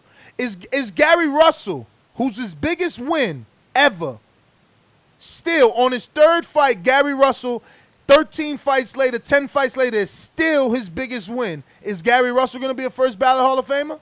Is he Shane Mosley? Is he Oscar De La Hoya? Is he Floyd Mayweather? Is he Canelo Alvarez? Is he going to be a first ballot Hall of Famer? You got to fight more, man. Fuck out of here, man. Tell me Loma's pound for pound propaganda. Yeah, you know, 18, 19 more people to go ahead and smash that thumbs up button. We about 20 away from 200. Let's go ahead and push that over the top before we start taking the callers. He's good. Let's get it while we get to these callers. He's good. He's got amazing footwork. He's good, but he better off going back to 130 and showing true dominance. True dominance. Instead of being up here at 135, getting touched up by what we consider Luke won a gold, so he can't be mediocre, but we didn't think he was a world beater. He already lost to Linares and Ivan Mendy. Corolla never was a world beater. Pedraza didn't show us he was a world beater. You know? Guillermo Rigondeaux, I had hopes. What's the fight? What's the fight, Ness? What's the fight that you're waiting for you to say that Loma is that fighter? Like, who does he have to beat? He ain't got it, The bro. new age. Listen to me. Listen to me. Garcia. Listen to me. Unfortunately, he doesn't have it. Now here's where people are gonna get mad at me, right? Mikey Garcia fought in those lower weights. Mikey was a featherweight. He was a lightweight. He was a super lightweight, and then he moved up to welterweight. Loma ain't doing that, but we want to make him pound for pound. That's just the bottom line. Again, I don't really got to argue. Loma's fake pound for pound. He's top ranked propaganda. Like, look at all that Mikey did, and we actually gave him. I say we, but I didn't. You see, Earl ain't my friend no more because I picked. I said this was a slaughter, but people actually thought Mikey was gonna beat Earl. No one is thinking about Lomachenko ever moving up to welterweight. How you pound for pound, but you down there playing with little boys? Hey, man, going to the super chat. Shout out to D Great Jr. Loma and Fury both fight on ESPN Plus. If they were stars, they will be fighting on regular ESPN or pay-per-view. Not on a Saturday when football is on. Boy, please. Oh, college football at that, they would never be fighting on ESPN as long as college football is on. Might know that schedule. Chill, champ. So, yeah, I'm just being real with you. Keeping a buck. Somebody talking about Burchelt versus Loma. Bruh, that's another thing, though. That's a great argument, bruh. How you a star and they keep pushing you on the app? Ain't nobody seeing you on this app. They don't got to give out numbers. We don't never get numbers. Like, come on, man. You a star, and we got 4 callers. We do morning shows with more fucking callers than this, bruh. You a star. We got a super chat from Alexander Wilson. Linares is a 3-weight world champion.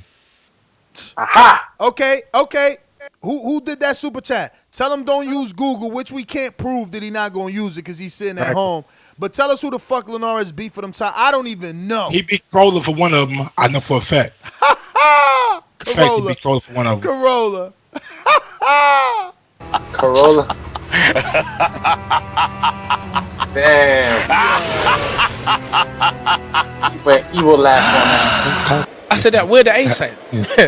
Where the ace at? Yeah, man. That's how I feel about that. I've seen more callers for goddamn me Tunde. Right. I'm telling you, let's just go to these calls because it's unfair to keep them on. They had more callers than that nigga said when he ain't on the roads. Shit, he had about 100 callers that day. I'm telling you. Listen, Loma, don't bring them out. Gervonta fought Ricardo, whatever, knocked him out the way he did. We had way more callers. I need the Lomachenko supporters to come out and call. People calling in talking about, oh my God. I'm going to tell you who definitely on the line. Kevin from Chicago. Yes, he's on the line. Kevin on the line. Troy on the line. Checkmate Boxing on the line. But, and Mr. CYP, we're going to go to him. Let me get to these sponsors.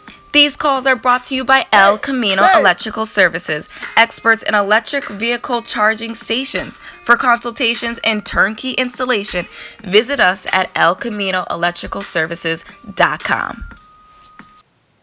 Rate us 5 stars on iTunes. Thank you so much. Remember to rate us 5 stars on iTunes. 5 more people smash that thumbs up. We almost to 200.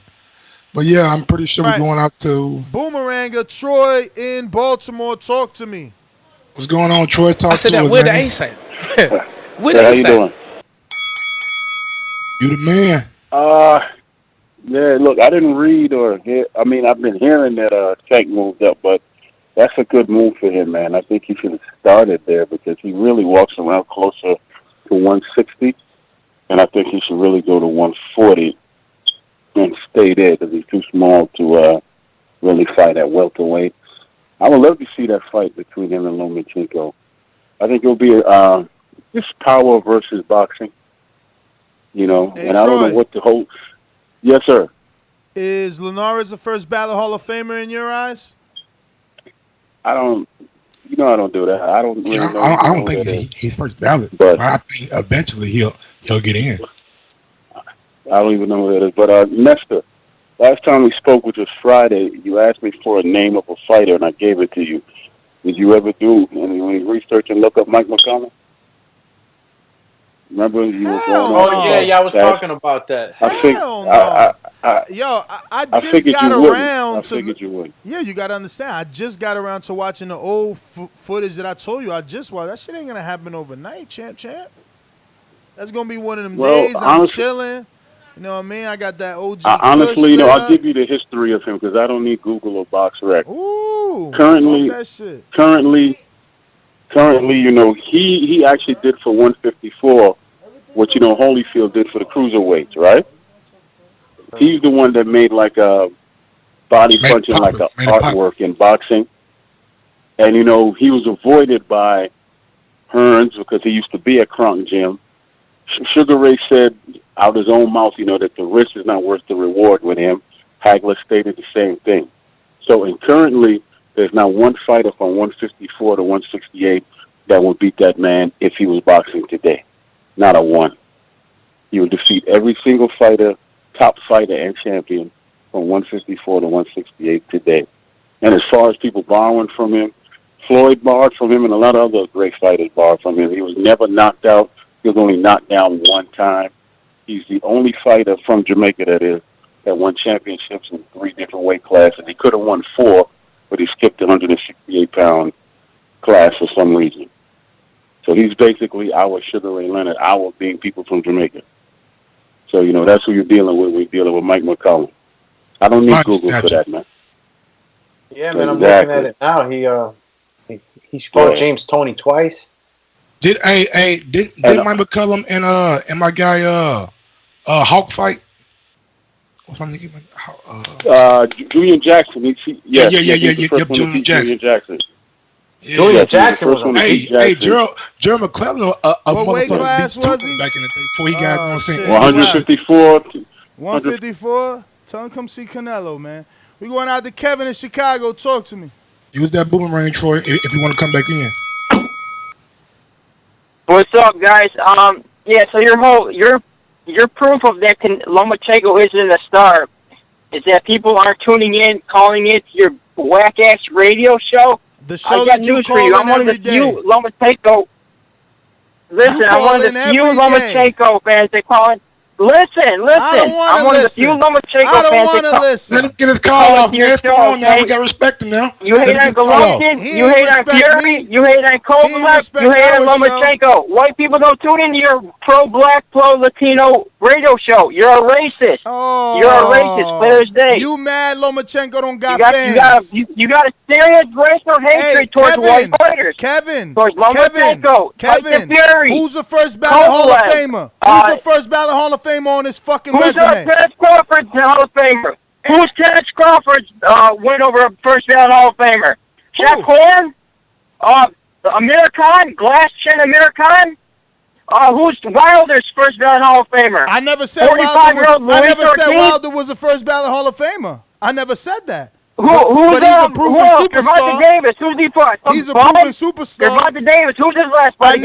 I never said Gervonta Davis. I never said Gervonta Davis. You're biased and you're mad. You're mad. Your fight ain't got nobody. Your fight ain't got nobody on his resume. And you mad. You mad. Down the middle. The biggest name on his resume is Gary Russell. You're Gary Russell. Latino, what's his and biggest you're racist win? Against white. What's his you're biggest racist win? Against European. Tell me what's his biggest win? What's Terence Crawford's biggest win? What's Terence Crawford's biggest win? Who's his first ballot Hall of Famer? Why are you bringing up Crawford? Because that's not my fighter. That's because you got him number one. That's his. No, I you don't. You got him number one. No, Why I you don't. Got Terence Crawford no, number I one? don't. You talking about ESPN? I don't got Crawford Canelo? shit. I don't got Crawford shit. Remember, I'm the same one said Crawford ain't fighting nobody at welterweight, so you feel stupid calling me racist when I'm the main one. Get your ass off the fucking show. Get his call off, man. He can give a call off. He ain't getting no fucking call. Nah, he can't use that race card. Can't use the race card. I'm the main. He sounds bad. Let him use his loud here. I'm the main one. He makes him sound like a jackass. We've been on record saying that we support boxing, period, no matter what color you are. I'm the we main give Eddie Hearn fucking props ain't daily nobody about at signing fighters and motherfucking making cards better. And he won't call us racist? Fuck out of here. Let him say it. He got no argument. Let him talk. I'm sorry for saying retarded. He sounds mentally challenged. He got no argument. He mad his man ain't got no fucking wins. He want to talk about black fighter. Meanwhile, that's the biggest fight on Lomachenko's resume. Gary fucking Russell. Sit on that. Mr. CYP, talk to me. What up, Mr. CYP in the building? Man, I got two things to say, but I'm going to jump on Kevin's dumb, retarded ass. Listen, man, being pro-white in hockey makes sense. Being pro-white in golf makes sense because those races dominate that. So you're going to see shows that are going to talk about them more than they talk about everybody else. It's very factual. When you look at boxing, the two main races that dominate that sport are black and Mexican. Of course you're going to have a boxing show that talks more positive and talks more about them than the other. This is the shit people be talking about. Even when black people and Latinos and minorities are doing well, you motherfuckers still have a problem with it. It's like, yo, if you want to do better, then do better. What you cannot do is this. Lomachenko has moved down 2 weight divisions to turn pro. It's only 10 pounds between the time he turned pro to now, and y'all talk about 3 divisions. From 10 pounds, 3 divisions. When you go past 140 to 147, it starts going 7 pounds, 7 pounds, 7 pounds, 8 pounds. Nobody gives a shit if you're a 3-weight division champion for 10 pounds. That ain't shit. But secondly, I want to look at it like this. This is what I called him to say the first time. If you look at the size difference between Lomachenko and Rigondeaux, Lomo is bigger than Rigondeaux, then Crawford is bigger than him. But nobody wants to move and say, hey, man, go call out Crawford, step your ass up like Rigondeaux did for you. Don't tell me about size. Go do what fucking Mikey did. Smaller. Do what Mikey did. Yes, exactly. Do what Adrian Broner did. Do what they did. Go up, make yourself great. Go fight that big dude who's bigger than you. But, hey, you're supposed to be great. They black and Adrian Broner, That's why we talking about him. That's why we talking about him, because they black and Latino. They ain't really move up in weight. They ain't Kevin, really you do sounded that. kind of dumb saying that Mexicans is a race, all right? That's just a nationality, Kevin. Don't get all excited. They're not. I'm a man who just called, bro. You can't get everything right, do me? Come on, give him got some slack. Fuck all that. My man is calling right now. One more thing. I got one more thing for Kevin. Kevin, you tell me what great fighter, what legendary fighter told the world that he would move down 2 weight classes to continue his greatness? Just one. Nobody fucking moves down to continue being great. Get the fuck out of here. Game over. Well, Wilder did say once he becomes undisputed, he's going to move down to cruiserweight. I don't think that's factualness. I mean, he said he could try it. I don't think Wilder's going to do it. 2 weight divisions. I don't think he's going to do it, bro. Yeah, you're right, though. 2 weight We're talking about 2. I mean, why you saying 2? He only going to move back down to 130. I mean, if you want to be technical with it was a great fighter. Bob Arum said he'll move down to 126. He said he'll move down to 126 and 130. And y'all know I ain't been watching boxing. But Roy Jones Jr. fought a heavyweight, won a title, skipped cruiserweight, went back down to light heavyweight, got beat by Tarver. I'm just saying. That don't make sense, man. That doesn't make sense. That doesn't make sense. That doesn't make sense what you just said, Mike, at all. Say what now? I don't know. I think maybe he was confusing what you were saying, but he said whatever you said ain't making sense. Okay. All right, cool. I'm just saying Roy Jones moved back down from heavyweight to light heavyweight and fought again. Yeah, he did. But he was fighting some odd fights. And I know that's like getting really, you know what I'm saying, technical with it, because he jumped up 2 weight classes, you know what I'm saying, then came back down. So it's not like he was a natural born heavyweight. Let me go to... Kind of doesn't make sense. Boomerang. Is he a boomerang or you a ringer, Bo? I know you just upgraded, but what's up, champ? What up, Bo? Or am I wrong about that? Damn, is this Edward? Fuck, I should have checked the list. Yeah, this Edward, man. What's up, man? I'm sitting quiet. I'm saying Bo. My bad, Edward. Bo don't ever call that shit. Bo was in here the other day, unless I'm always confusing that number. Right, nah, so Bo Bama was in here the other day. We got Checkmate Boxing up. Hey, can y'all hear me? Loud and clear. Hey, man, come on now. How the fuck you gonna steal my argument, man? A couple of days ago, you and Mike hung up on me when I said Loma wasn't goddamn pound for pound, and now you saying the same thing I was saying. Hey, yo, Checkmate. Let me tell you. I apologize, Chick. May I apologize right now? I told you, every day is its own show. That show, we wasn't talking pound for pound. You hung up on me, nigga. You said, you gonna say Loma, and then Mike just clicked me in the middle of my back, and then y'all talk for 10 minutes talking about how Loma is pound for pound. So now I'm mad because I'm hearing you saying my same argument. You just stole my argument. First of all, your argument isn't mine, okay? Your whole argument is based on Linares dropping him and Bradley saying that he don't get touched. No. My argument is unbeatable.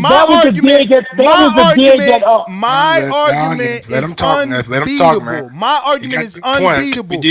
Lomachenko has 0 Hall of Famers on his resume. My argument is unbeatable. You should be happy. That's my argument. No.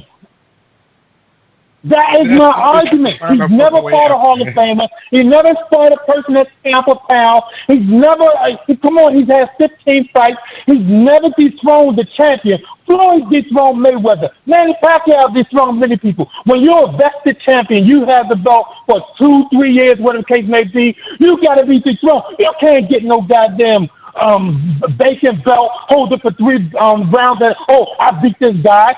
Lomachenko is a master at fighting for vacant belts. How does a person, first of all, get sanctioned at 1-0 and then 1-1 to fight for vacant belts twice in a row, even after loss? And how does a sitting champion get sanctioned to fight for a vacant belt when these orgs got their ranking systems? This is all a sham. It's all propaganda, and this is what it is. And this is what pisses me off. It's not about whether Loma is good or not. I never said he was a bad fighter. But when you take him, he's better than Ali. He's the best since Roy Jones. It makes me throw up in my fucking mouth and want to spit in their fucking face because I see the propaganda, but then these people are lining up. And these people are lining up and eating it one cookie at a fucking time. He did it the fastest. Motherfucker. He did it his first fucking fight. He had been a fucking championship. Get the fuck up out of here. This shit is wrong and the propaganda needs to be called. Everybody needs to go ahead and be media faces. Dan Raphael messaged me yesterday and he responded to one of my posts and called me a liar. Get the fuck up out of here. How the fuck you gonna say there's not one great? I don't know, man. I don't know. Y'all got to remember, y'all calling in on the phone. Maybe yelling ain't the best way to get your point across, man. Yo, there was a lot of emotion in that call. I heard him. That shit came from the chest. His voice was sounding, he was so mad. He lost his voice. His voice was sounding so much like Pinky, right? Remember Pinky? Say it again, say it. Like, his voice was pitching up just like that. Not lying about that either. Let me go out to Wood in Baltimore. What up with the TV? What's up? You the man? Yo, man, I gotta put Tim Bradley on the phone for this one. Oh, shit. That boy is special. That boy is special.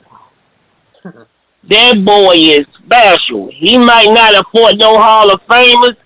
He might got a fucked up resume, but the boy is special.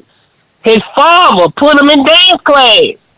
He had the foresight to know he needed balance, and base was important. His father. The boy is special. Yeah, what's going on here? The boy is special. They put him in dance class. That boy is special. Father had the foresight to put him in dance class. The boy is special. I never seen nothing like it. Never seen nothing like it. The boy is special. Yeah, man. They got people hating him, man. He's not. If his name was Lomachenko instead of Lomachenko, his name was Leroy Chenko, some shit like that. Leroy Chenko, he just to be an average motherfucker. So you saying? But. I said Leroy Chenko, man. I'm done with this shit, man. Oh my God. If his name was Leroy Chenko, man, he would be just an average person. But since his name is Lomachenko, they gotta gas us the fuck up. don't know why they do that all the time, man. Sorry about that. I don't know why they gotta do that, man. They gotta gas us with this shit, man. Like we can't see what's going. Like we can't see what's going the fuck on. I guess the people, the casual people, they listen to Tim Bradley and Teddy Atlas. They probably think this motherfucker from outer space or some shit. He the best boxer. Yeah. He the best thing, but that's how they. That's what they doing. They selling them. You listen to Teddy Atlas. Oh my God, Lomachenko. You hear them motherfuckers and you hear Tim Bradley talk that shit. You was like, what the fuck? This nigga is wow. But we know better though. The people that watch boxing, we know they on that bullshit. Linares dropped Luke Campbell in the second round. It took Lomachenko like how many rounds, bro? I know, but his name was Leroychenko. We wouldn't be, you know, and you wouldn't be hearing all this shit. His name just, you know what I'm saying? But he going to get exposed like Triple G. They all get exposed in the end. This plan they got, it cannot be sustained for long. It's going, now they got all the young, now they got. Yo, he's right, though. He's right. Kevin calls me a racist, but like, Triple G was another hype job, bruh. It's like the minute they got in there with real fighters, this big everybody's afraid of me went out the window. Like Daniel Jacobs stood up to this fake monster. Canelo moving up, not a natural fucking welterweight, not a natural middleweight, bro. Like he started. I can't believe you just brought up Triple G now. Bruh, now you want to further your argument with Loma by bringing up Triple G. Listen to me. He was. I'm not bringing up Triple G. Just listen carefully. I'm not bringing up Triple G. Kevin said I was biased towards Triple G, Lomachenko, and Kovalev. That's all. Now, I'm biased towards Kovalev because he signed for a unification with Adonis Stevenson in his prime. Al Heyman won the purse bid so the fight could be shown on Showtime, and he pulls out. I'm biased. We got to do HBO. I mean, I didn't I pick Kovalev to beat Yard? I mean, how am I biased? Yeah, even though I don't like Kovalev, you know what I'm saying? Like I gotta give him respect when he do, but yeah, but anybody that's talking about, I'm sorry, go ahead. He's not a good guy. Anybody talking about that Triple G is a hype job and that he got found out. Y'all don't know shit about boxing, man. Come on now. Everybody knows that. You ain't fight Derevchenko a year ago. Hey, what's you step up what's to Triple G last knockout? Triple G got more 154 pounders on his resume than fucking Jamel What's Triple G last knockout do me? Oh man, I don't know. Vanis Mariusian or the other guy. What's his name? Last two knockouts came against Steve Rose. Moving up to 160. Vanis Mariusian, a natural 164 pound. Let me tell you guys something, bro. To 160. Should we keep going? Carol Brook. You're not going to tell me that Triple G ain't a monster. A monster? He was knocking out everybody. Listen, every now and then you face opponents. We'll stand up to you. You will face lions. All right? So when you tell me about Triple G fighting Canelo, then you telling me that he got found out. Triple G is fighting a world-class star opponent. Bruh, you fighting out of necessity. You fighting Canelo out of necessity. Aren't we all? You fighting Canelo out of necessity. You ducked Jamal Charlo. The WBC man. How you know he got ducked? You're not listening. Okay, the WBC mandated it. And he said, I'm good. Then you ducked Derevchenko. IBF mandated it. He vacated the belt. Now, you were the one talking about boxing business, right? Maybe you should use that angle right now. What?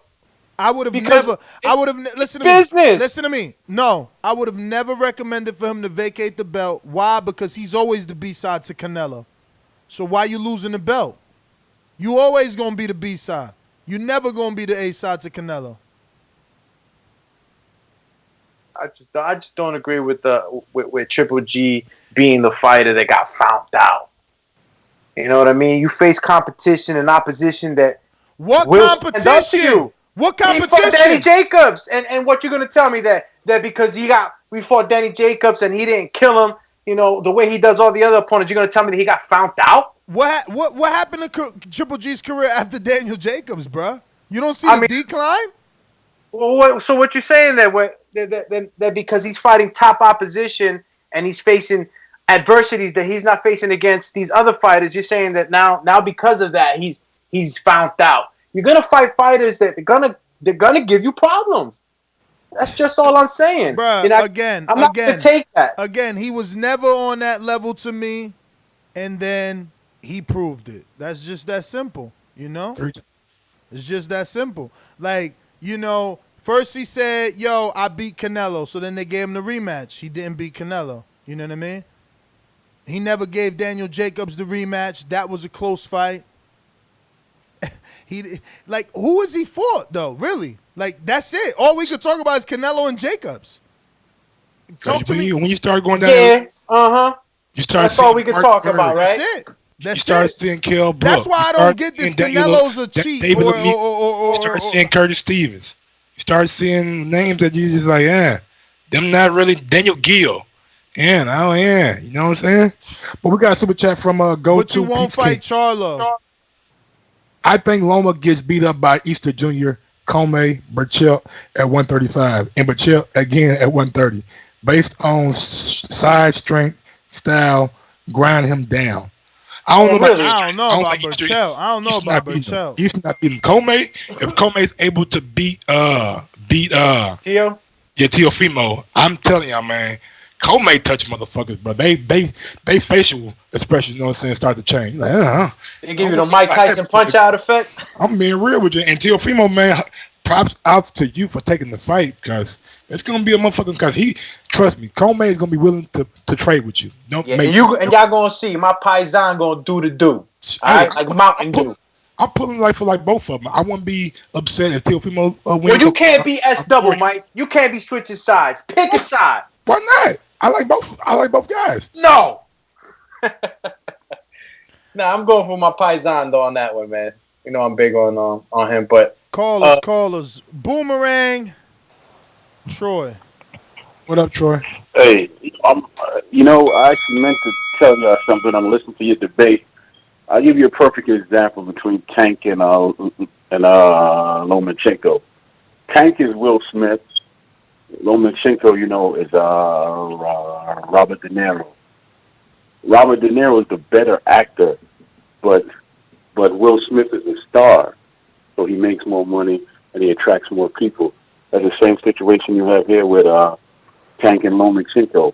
Lomachenko's the better all-around fighter, but that really doesn't attract a lot of people. Tank, because he's explosive, that's what people want to see, and that's what put asses in seats, and that's what sells. Floyd wasn't explosive throughout his entire career, and he still could do it. I don't think explosive is the only element to superstardom. Well, that and the fact that there's that element that he can actually come through and do some harm and knock you out and all that. That's what people is. That's what people like to see. Because boxing is simple math, man. It's beauty, it's brilliance times. Beauty, brilliance times. With a little bit of something I'm leaving out. Nah, can't forget. People like seeing people get knocked the fuck out. Brutality. That's what it is. It's beauty. That's what Tank does. Yes, beauty, brilliance, at times brutality. That's what Tank is. He's a lot of beauty. He hasn't got that. He's not that brilliant yet, but he can be. Lomachenko is brilliant, but you don't see the brutality, and you don't see the other thing. But that's all it is. I don't see you as a racist. I see you as an ass. But I mean, that's just for the caller that called in and said you were a racist and so forth. No, you're not a racist. You're just an ass. He just mad. That's he just just you, mad. He just mad. Tell him to the fighters he backing to fight somebody. That's just that simple.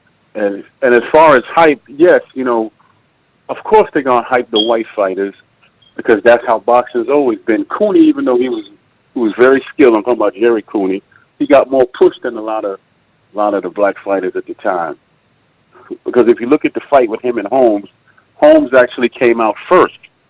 What fight do you know when the champion walks out first? 60% of the fucking world, and it's easier to sell, bruh. That's why. But they can't fight. Cooney actually had skill, but he was fighting amongst the greats. And first of all, Kovalev ain't even considered white. He's fucking Russian. Like, they be just trying to adapt everybody. He white out. He's just not American white. That's what you're mixing it up with. Bruh, nah. And the last thing, as far as them talk about my smoking, my smoke detector, that's a wiring issue, man. It's not batteries. I get passed by the fire department every year. It's just a simple wiring thing. Yo, stop letting these comments get at you. You over here wasting the last seconds of your call. They hitting you with the explaining about your little I had that in my other office. Every time I see some weed and shit, you know what I'm saying, I think about Bob Arum now. Hell yeah, Bob is the G, bro. Brandon and Cincy. What up, Bob? What up, Brandon? What up, Nice Mike Dummy? How you fellas doing? All good, all good. Look, bro. Good. That's what's up. But I want to thank Eddie Hearn for saving that Rougarou and Josh Taylor fight. We need that shit for boxing. So shout out to him for doing that, keeping that shit alive. Because if we would have lost that, I would have really been pissed. Yes. I ain't really watched much boxing this weekend. I was in Chicago, went to see Meek and Future concert or whatever. I watched Lomachenko, the superstar. I'm racist. I actually did. That's the only fight I caught. That's because it came on so early. Loma looked decent. I mean, it just seemed like, the size advantage for Campbell, really was getting to him, and him being a southpaw, the angles and shit we usually see Loma use as defense didn't really work. That's probably why he was getting touched up so much, because he was fighting at the southpaw or whatever. I tried to watch that Povetkin Fury, but that shit was just too boring, man. I had to cut that off and watch college football until the Loma fight came on. I caught the Jamontay Clark fight today when I got to the house. I thought Jamontay Clark won that fight. I gave Fundora like 3 rounds. Thank you. How the fuck he win that fight backing up all night getting punched in the face? I mean, if you watch it again, he was catching a lot of those on the shoulder, blocking a lot of them. He was making Fundora, and he landed more punches. I mean, he landed more punches than Fundora. Jabbed and moving. He boxed well. It was some close. A lot of the rounds were close, but I was edging him, giving Jamontay the edge in most of them. I think I gave Fundora like 3 rounds, actually, like 3 clear rounds that he won, but the rounds were close. As far as the Lomachenko argument, I disagree. I don't think Ness is racist, but I do agree with y'all. Y'all need to put a little more respect on Lomachenko resume. We can go through every fighter's resume and dissect their resume like that. I mean, you say he hasn't beaten the Hall of Famers, or who has he beat, but let me ask you this, Ness. In your opinion, is Nonito Donaire Hall of Famer? Nonito probably will be. What did Nick? Probably, because look, remember, Nonito dropped down and beat Vic Darchinyan at 115. That shit probably was over 10 years ago. Now Nonito about to fight Inoue, and he's a champ again. And he lost to Rigo already. Like, Nonito been around. Nonito, I'm not saying yes, but I'm saying he got a case. He probably got a case. Yeah, because I'm saying, like, what Nicholas Walters do to him? And at the time Loma beat Nicholas Walters, y'all can't deny Nicholas Walters was big shit on HBO. My man was out of the ring 16 months. They wouldn't even give him a fucking tune-up fight. Bro. Come on, man. And that's your call. Once you started the bullshit, even the timer knew. Yo, Nicholas Walters, why y'all? That's the thing about boxing. Oh, like fucking background of it, bro. Like, but come on, if you gonna speak on, at least tell the people that my guy was out the ring for over a year. No, that's what it is. The promoters understand that. That's why Mosley's on Canelo's career. Because in retrospect, no one's gonna say, man, Mosley was washed up. Nah. Oh, he fought a Hall of Famer. Oh, he fought Mosley. Not fucking Luke Campbell. Not Mariaga, Miguel Mariaga. No one's ever going to hear about him 5 years from now. He ain't moving up in weight and going to get another title like at welterweight. Like, come on, man. Stop. They trying to, and there's nothing wrong with Lomachenko, but they just trying to put him in the same sentences with the greatest of all time. They're putting him in with Ali. You got Bob saying he's better than Ali. Then you got ESPN saying he's defensively better than Floyd. And it's like, wait a minute. I see what's going on here. Stop. You're lying to me, but whatever, man. We going out to Edward in Alabama. Talk to me. What up, Edward? Hey, straight up, man. Hey, what's up, fam? I'll give y'all a little props since they want to say y'all hate Wi-Fi. Last time I checked, this show loves Caleb Plant. He's about as white as you can get, so whatever to that dude. No, because they're going to say that's only because he with Al. The other day we did a show. Caleb got like tattoos and shit, so that makes somehow they gonna funnel it down, man. Yeah, he got a black girlfriend. You know what they said the other day when I reported on Callum Smith? They said, "Yo, you only doing that because it's rumored that he might leave with Al. You wouldn't report on Callum for any other reason." It's like, damn, where they getting this shit from? Well, first of all, it's stupid to think that way. The reality is most of the fighters are with PBC, so most likely you're going to end up covering them to begin with. All Lomachenko and Triple G, they're just that and Kovalev, they're that last little group that HBO was trying to push these Eastern Europeans and hype them up instead of just letting them be what they need to be. Lomo, I don't have a problem with him as a person, but the hype is ridiculous. Like you said, he beat Gary Russell. If anybody knows Gary Russell's fight style, it was clearly flawed. He just throws punches. Lomachenko has never fought a fighter who's at his absolute best when he fought him. He always got some kind of weird arrangement, and that's the problem. Until he fights somebody who's coming in and is at their peak performance at that time, and he beats them, you cannot say he's a great anything. So what you're saying, George Linares wasn't at peak when he fought him? Who, Linares? Has Linares been knocked out before that fight? Like, you know what I'm saying? I'm just saying. No, I'm just referring back to you saying that he hasn't fought guys Yeah, because look, it's not only just that; it's about your mindset. Once you've taken an L, it changes how you think when you fight. You know what I'm saying? And the thing about it is, Linares, man, like I said, that dude's not no good. That's not a good example of a great fight, man. I'm sorry. You know what I'm saying? And like I said, Ringdow, he's too little. So I seen something where they said Devontae. Linares got 5 losses. Guess what, Doomy? I'm looking at it, so stop smiling. They all by fucking knockout. This nigga's the only dude to lose to Yayo Thompson. He lost to a dude named Yayo Thompson. That dude takes more naps in the ring than anybody. Okay? Yayo means coach. You talking about 2012? Was that drug tested for that fight? Not on HBO, because HBO was trying to get Linares back in the mix after the DeMarco beat up. After Antonio DeMarco, this is what I'm saying. Stop making Lomachenko out. Stop making Lomachenko out. Was undefeated for 9 years. Who? Hey, man, let me get Linares before he lost. Yo, do me, stop. You're going to look like a casual. Look at who he fought. Look at who he fought.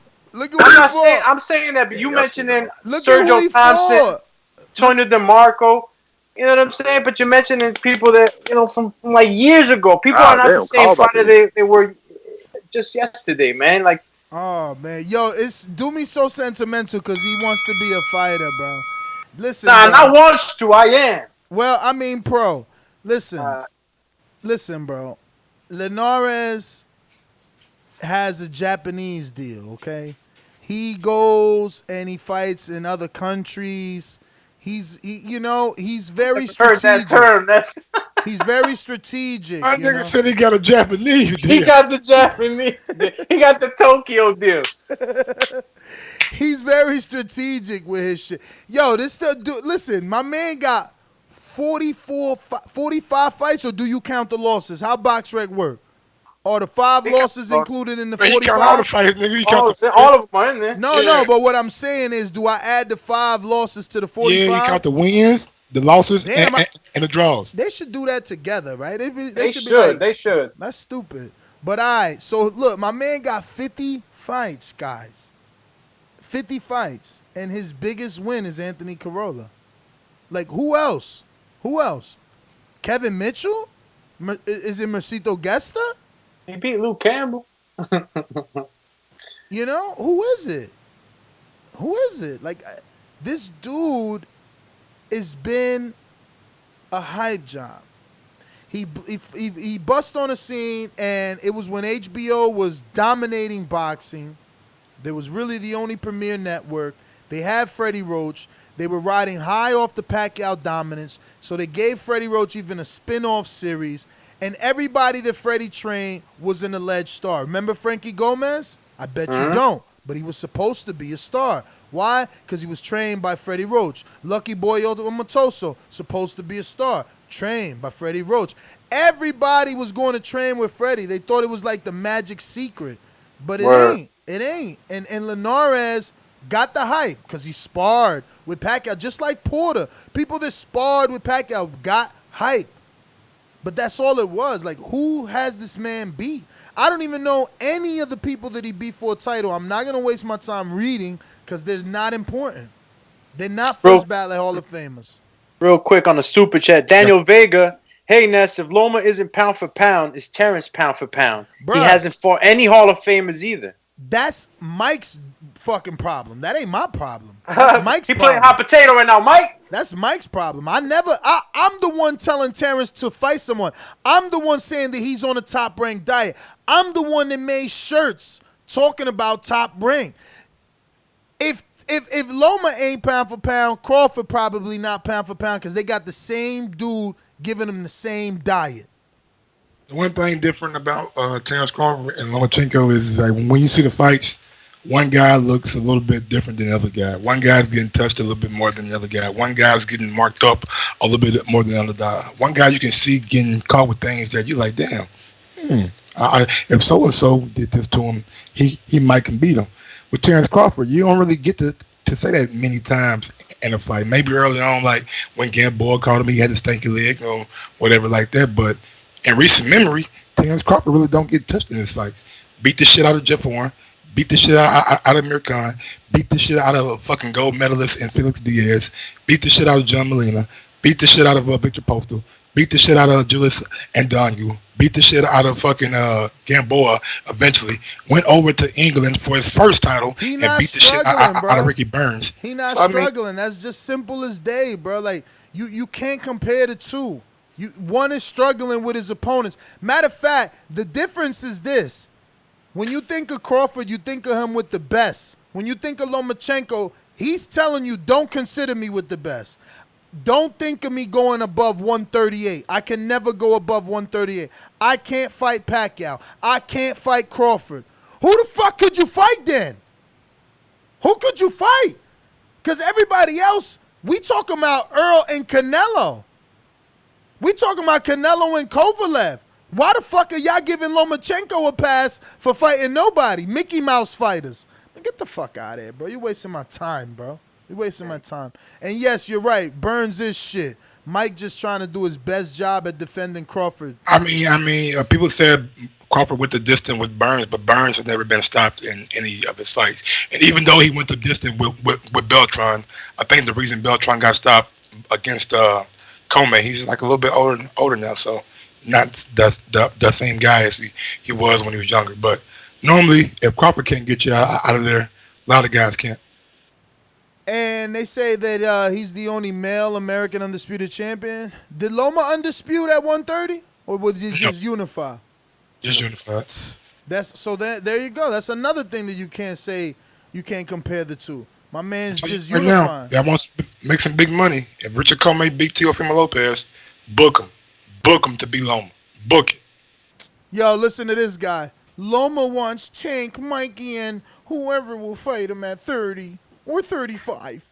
Fuck. Mikey already told him coming to 140. I'll fight you. Bruh, listen to me. Now you see it's not a black fighter, so it's not Earl versus Bud argument. Now we talking Mikey versus Loma argument. Why that never got made? It's always a common denominator, man. Tim Bradley spoke about it once the pressure got put on him. Bob don't fuck with Al. It's Bob. Bob could lie and say, yo, I ain't like that. It's him. It's just that simple. Maybe them dudes been in the room together and he said, yo, bruh, stop talking about me, man. But Bob is the type of dude that he gonna say what he want. And he think that whatever he say should not affect business. And sometimes some people are like that. Now, I'm just assuming. Because of what Earl Spence said, you know? Trying to put pieces together. But at the end of the day, Yo, man, you can't talk about like how can I expect Mike to keep working with me if I'm like talking shit about him all day? Like that, it ain't gonna work, man. It ain't gonna work. Man, how business goes. Well, sometimes I mean, if we know we like Yo, we got my man said top ranked diet produced pound for pound best, but yet you can't defend how he's pound for pound. Why is he pound for pound? For beating Gamboa? Featherweight?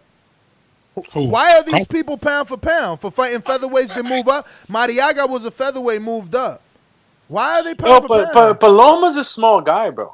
I mean, I seen a picture of him standing next to. Floyd's a small guy compared to the welterweights now. My nigga. I was watching. Yo, Inouye's a small guy. You don't see him fighting fucking. Man, he is tiny at 118. He ain't getting punched in the face. He ain't talking about moving up to 122. Who's my man that gets trained by what's his my man the trainer's Swinigan with the guy who was just in Luke Campbell's corner, McGuinness. He also trains Josh Taylor, don't he? No, the Ireland kid, man. Ryan Burnett. Huh? Ryan Burnett probably. No. Michael Colin. Oh man, all right, man. After this, we're going to go to a call. Aaron McKenna? We're going to call. I'm going to look him up, man. Stone Bone Boxing. From Alexander Wilson. Let me go to a call. I'm sorry. Nah, go ahead. Honestly, besides Canelo, who is a for sure Hall of Famer from this current pound for pound, from this current generation? Danny Garcia, 2 divisional champ. Easy. Got a serious, sick resume. He's this generation's Miguel Cotto. Easy. You know? Who else? I think Thurman. I don't think Thurman's career is done. He's the only unified welterweight of this generation. He never moved up, though. At least Danny moved up. You don't got to move up. Moving up is for pound. And yes, he did move up. He fought Quintana at 54 and knocked him spark out. I'm talking about like getting a title, then move up. My bad. Hey, man. You got to be careful what you ask for, my man. Only like Hall of Famer off the top of my head who never moved up. That's like for sure first ballot was Marvin Hagler. Stayed at 160 his whole career. And besides the heavyweights. Who else could be from this generation? Obviously, Pacquiao. First ballot Hall of Fame. Mayweather, first ballot Hall of Fame. Broner. You know what I mean? AB. Shit. AB. I got one too. AB. He a 5-time world champ. He might get in because of all the fucking belts, man. Yeah. And now that they respecting his WBA too much. You got to win over Paulie Maldonado. Carl Frampton. I'm sorry, that's the guy I was talking about. Who? Carl Frampton. Okay. Loma was standing next to him in a picture, man, and it's like they're damn near the same, maybe by like a half an inch, even body wise. And Carl Frampton's a small dude, man. How tall is fucking Pacquiao? 5'5"? Frampton ain't that small. When Bob Arum is telling Frampton move up and fight a natural 130-pounder in Jamal Hearn, so I don't know what you're talking about, and that's a champ. No, what I'm telling you is what I saw. I saw a picture of them standing next to each other, and I just kind of made that comparison. I'm like, wait a minute, Carl Frampton's a small guy. I mean, we've seen him. Bro, I've seen him Guy. live. Broner's a small guy. We always say Broner's super small, yeah. All right, and he moved up to welterweight. He fought Maidana. Like, where is Lomachenko's Maidana? He skipped 140. Where's Lomachenko's Maidana at? Yeah, but Broner was getting killed with that weight. You know what I mean? Yeah. He was. Let me get to some more callers here. We got Rod and A70. What up, Rod? What's up, man? So I was gonna call in and talk about the fights. I heard that cornball call in talking about you guys are racist, which is bullshit. So let's break down 2 things. Lomachenko is a great fighter.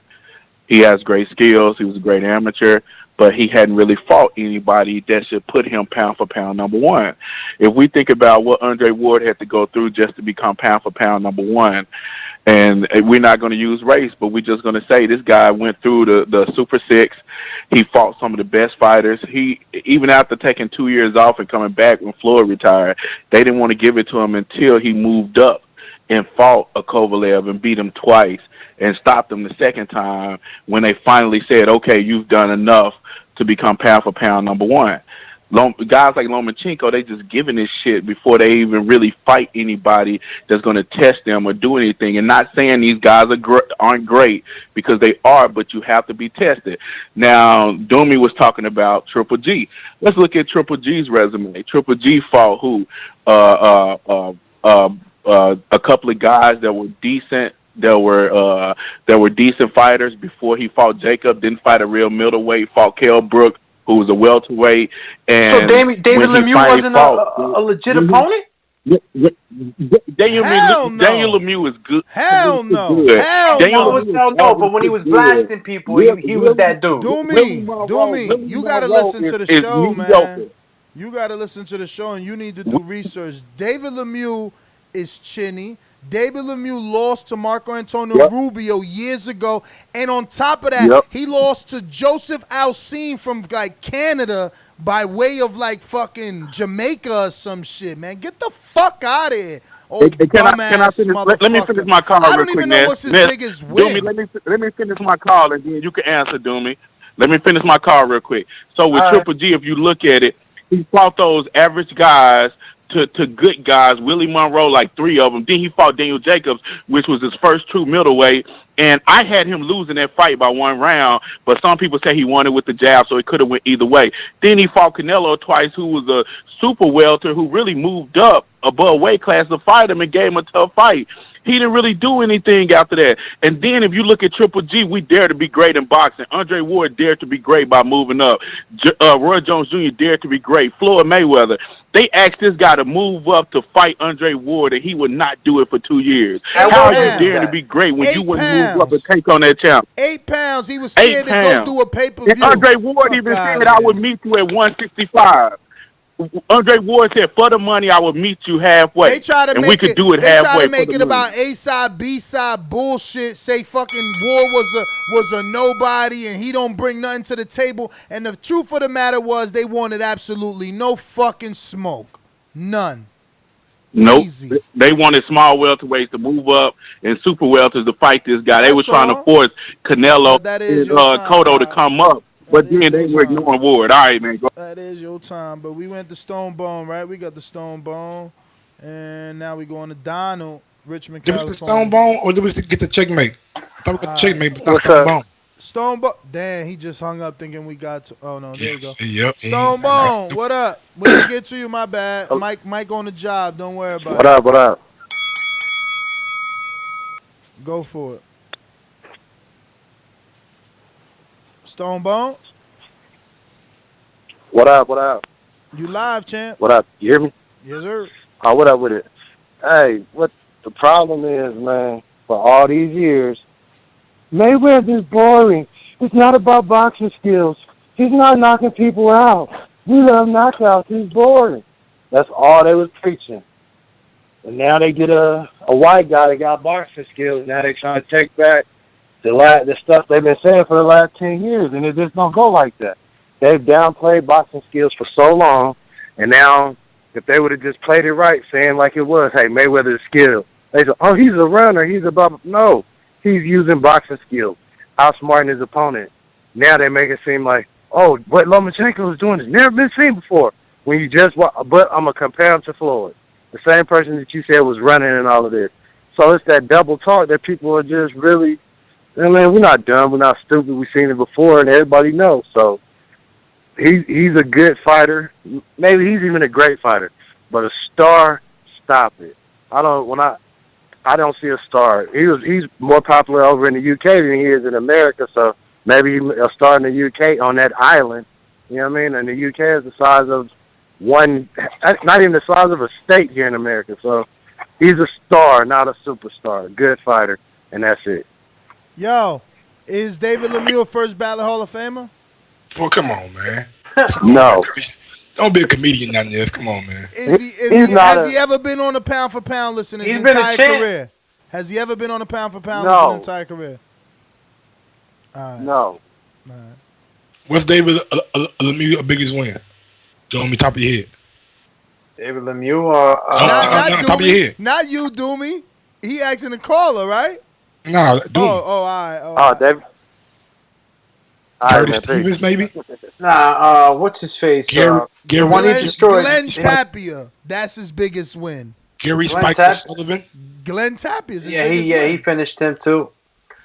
But these guys, I'm not making these guys out that the guys that he fought out to be these world stars, but they're gate holders, gatekeepers Hassan for a reason. Dam is his biggest win probably. I was interested in looking at the Floyd Mayweather. That's what I was looking at. And if you really think about it, man, you guys are like, yeah, he was knocking people out and all that TKOs. I'm looking at maybe the first 10, maybe 10, 11, 12 fights. He was TKOing people, KOing people. But you go look at these dudes, they're not good. Just like all these guys in his early career, these guys that are 12 and 15, 14 and 19, 14 and 11. He's TKOing and KOing about. Whose record you talking? I'm talking about Mayweather, because you want to sit here and say that, oh, we talking bad about Mayweather, that he wasn't doing this, but he was facing the same type of opposition. They was bringing him up the same way they do all the investments. Mayweather had a title shot at 21 versus a true champ. And who's his name? Who did Vasiliy win the belt from? No, I'm asking you, who's this champ? Gennaro Hernandez. Gennaro Hernandez. Yes. True champ. All right. True champ. All right. Born in 1966. All right. Old man Gennaro, right? Oh, he's old? He was born 1966. All right. And what year did Floyd fight him? You know what I'm saying? Okay. What year did Floyd fight him? Like, what the hell? All right. I'm going to tell you now. 1998. Okay. He was 32 years old. He wasn't old. All right, he was 21 fighting a 33-year-old. Yeah. Right? Yeah. All right. He was on his way out according to box. A 33-year-old champ.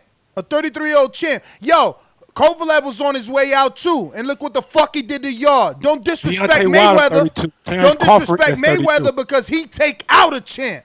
He ain't get took out by the champ. Come on, bruh.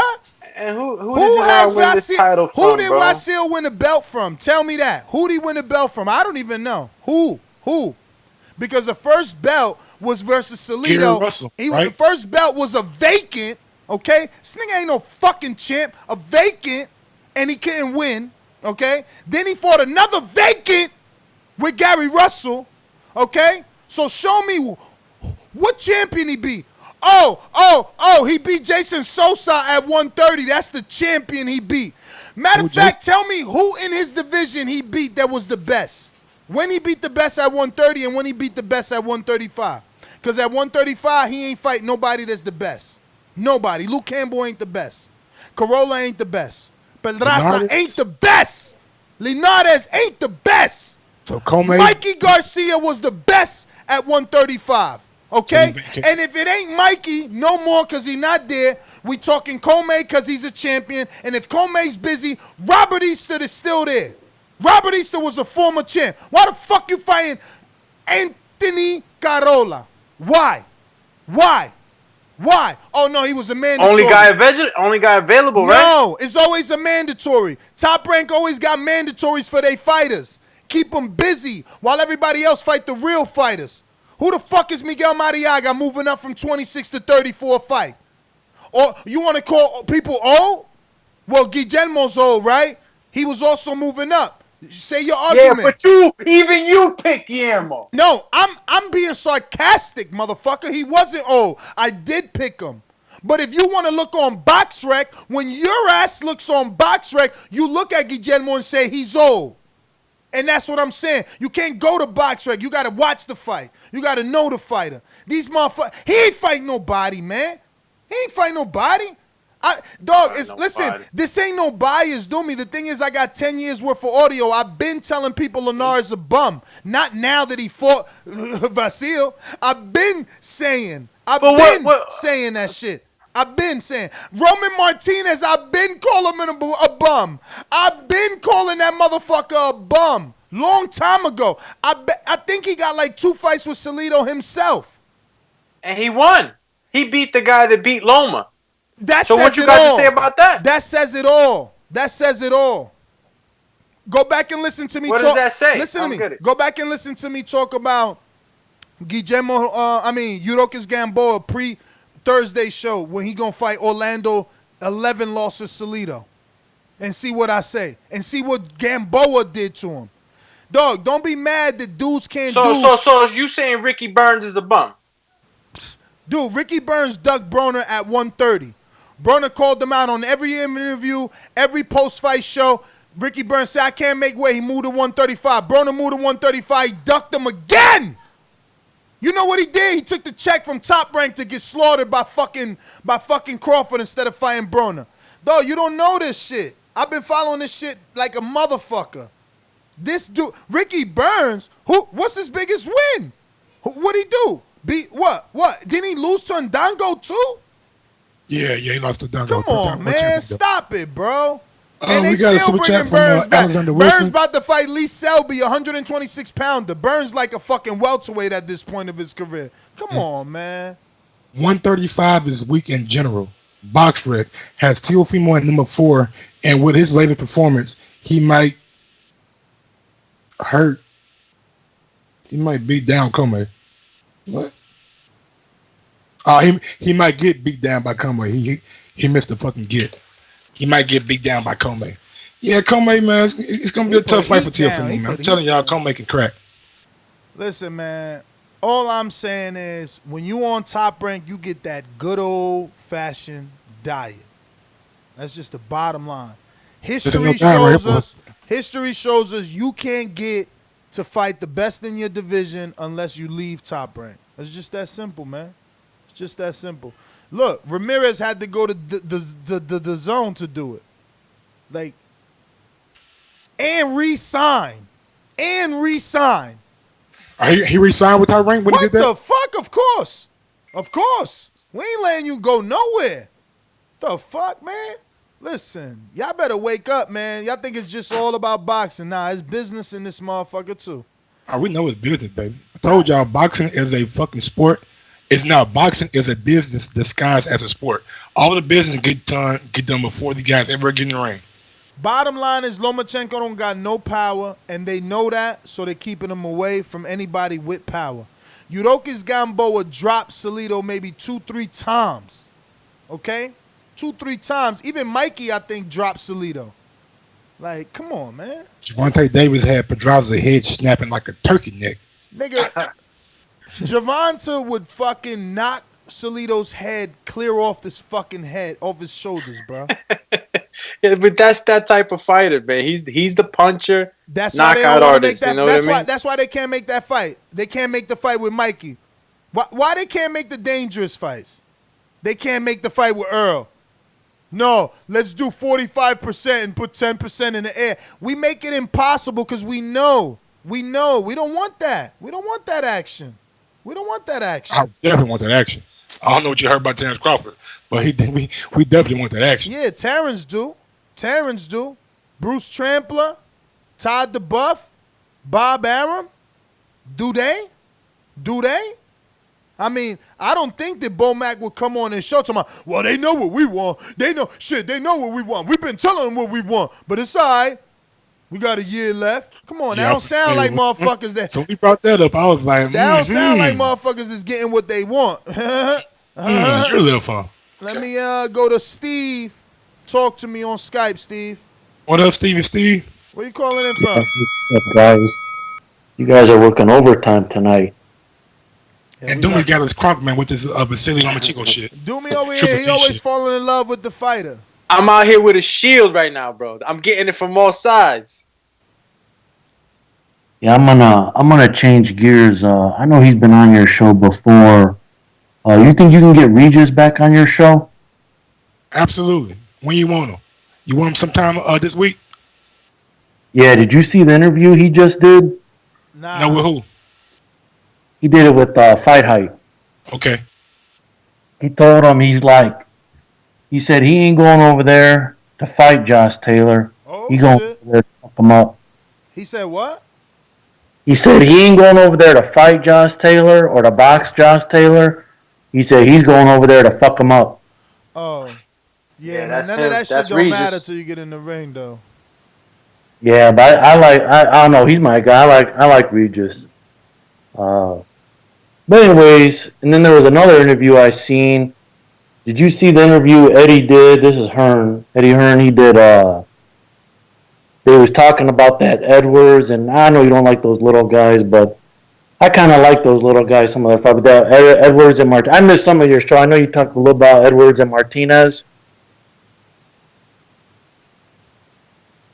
Absolutely, man. Absolutely. I told y'all. I was telling everybody, man, they would listen on fucking Thursday that Martinez was definitely alive. 90 seconds. I actually picked him on the show, but he just couldn't keep his composure when it counted the most. Yeah, but Hearn said in the interview that Edwards was winning the fight. He said Edwards was winning the fight until he got in a little bit of trouble. Yeah, he definitely won't win. And I'm like, and they said, now what I had heard that the WBC said that they have to do 60 seconds. It's a mandatory rematch the way that fight ended. And that he's saying now, to me, they ought to just hand Martinez the belt. He's going to beat that boy up bad.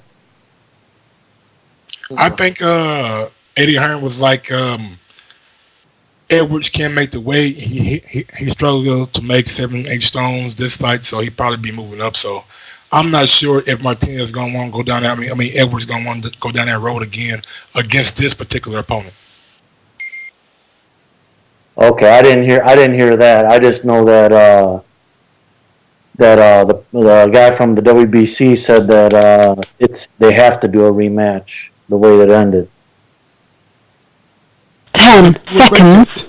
If you're like, fuck that, I ain't fighting, do it again. All right, Steve, man, thanks for calling in, big dog. We appreciate it. We got Ohio Runs Boxing. Marcus, what it do? What up, Marcus?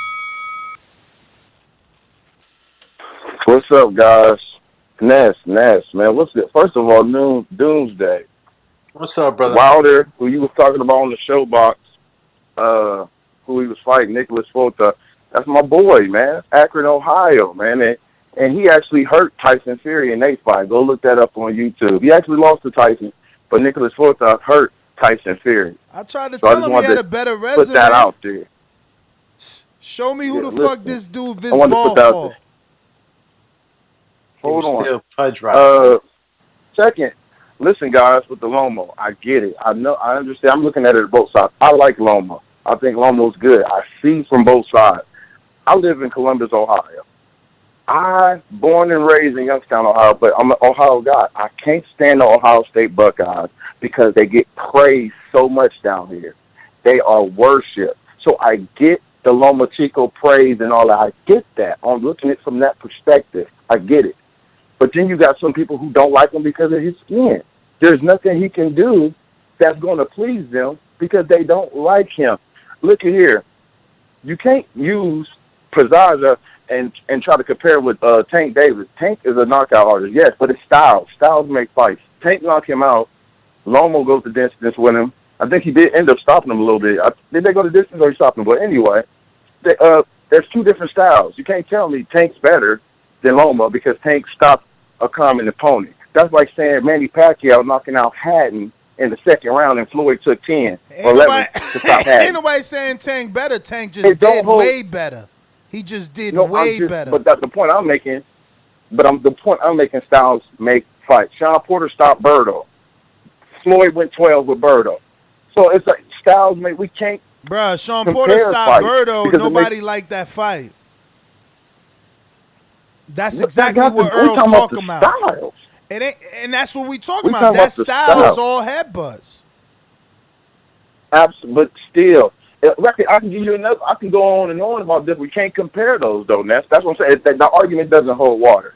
It really doesn't. Then we talking about Triple G. That's another one. A lot of people didn't like the hype. I understand but it. What would Tank do? What would Tank do to the people that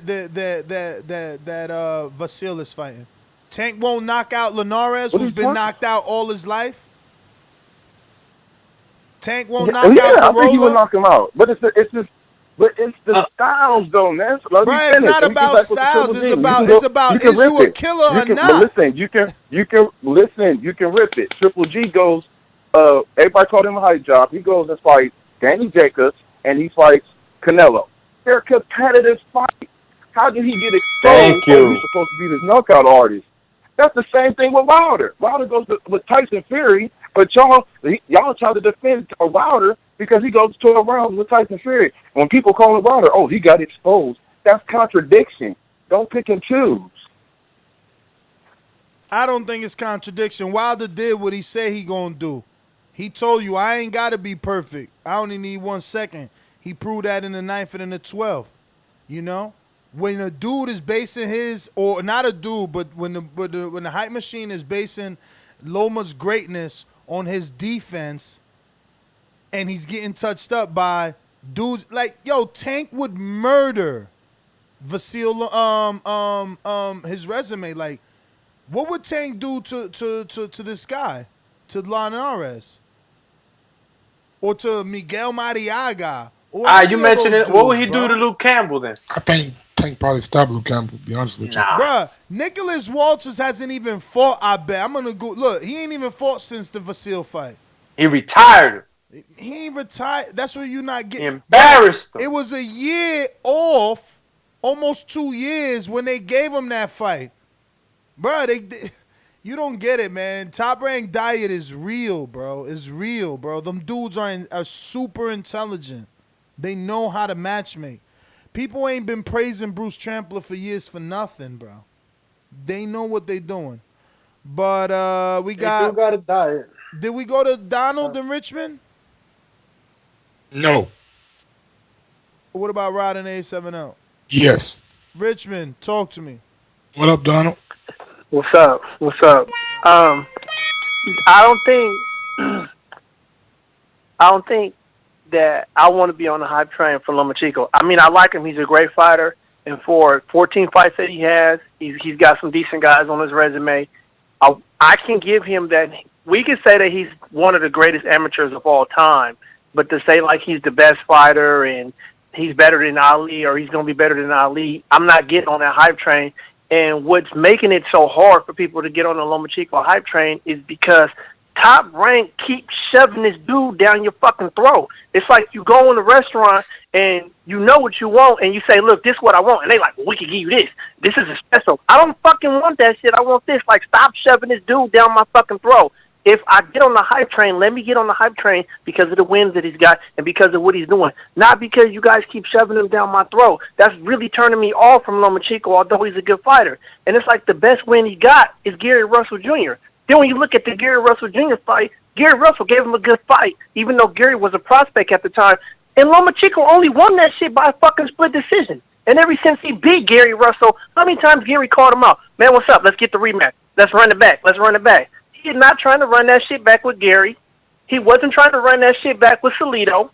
I mean, bruh, I can give him the benefit of the doubt. He never fought the best in his division. Right.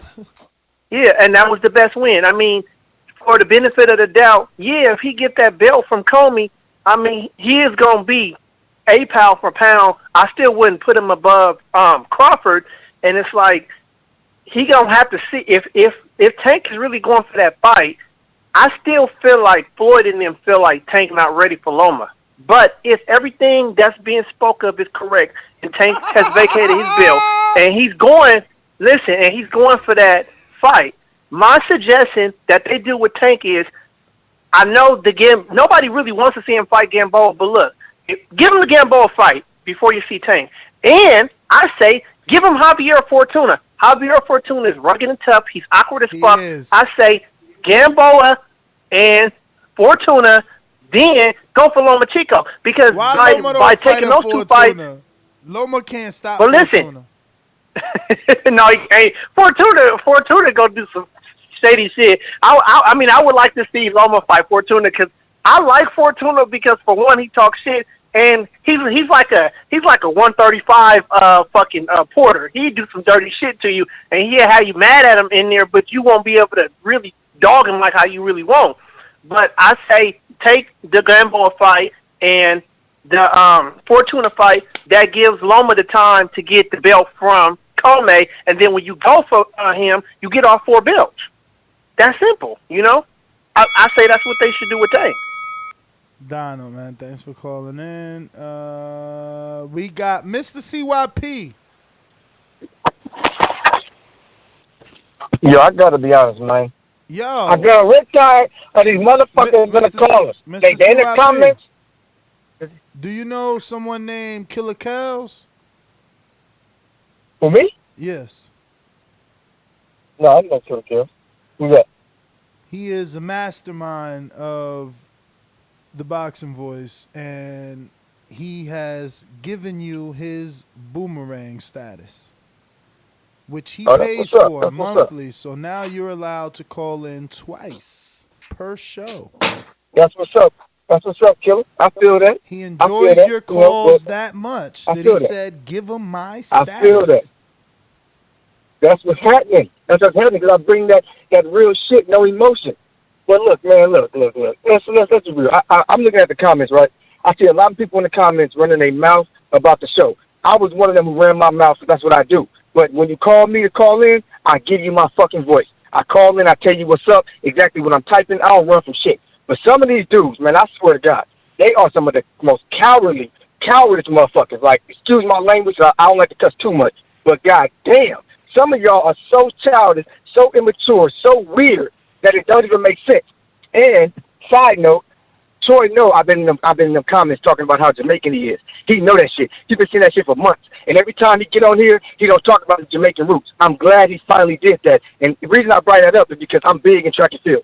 And Jamaicans don't really like American blacks. They really, really don't. And it makes sense on why Troy is always hating. Like, I know deep down that's what it is because I got a lot of friends who are involved, who are from straight Jamaica, who do not fuck with us like they do not. So Troy, I get where you coming from, and I ain't even mad at you because you know, so like I know, that's what your people do, especially when it comes to sports.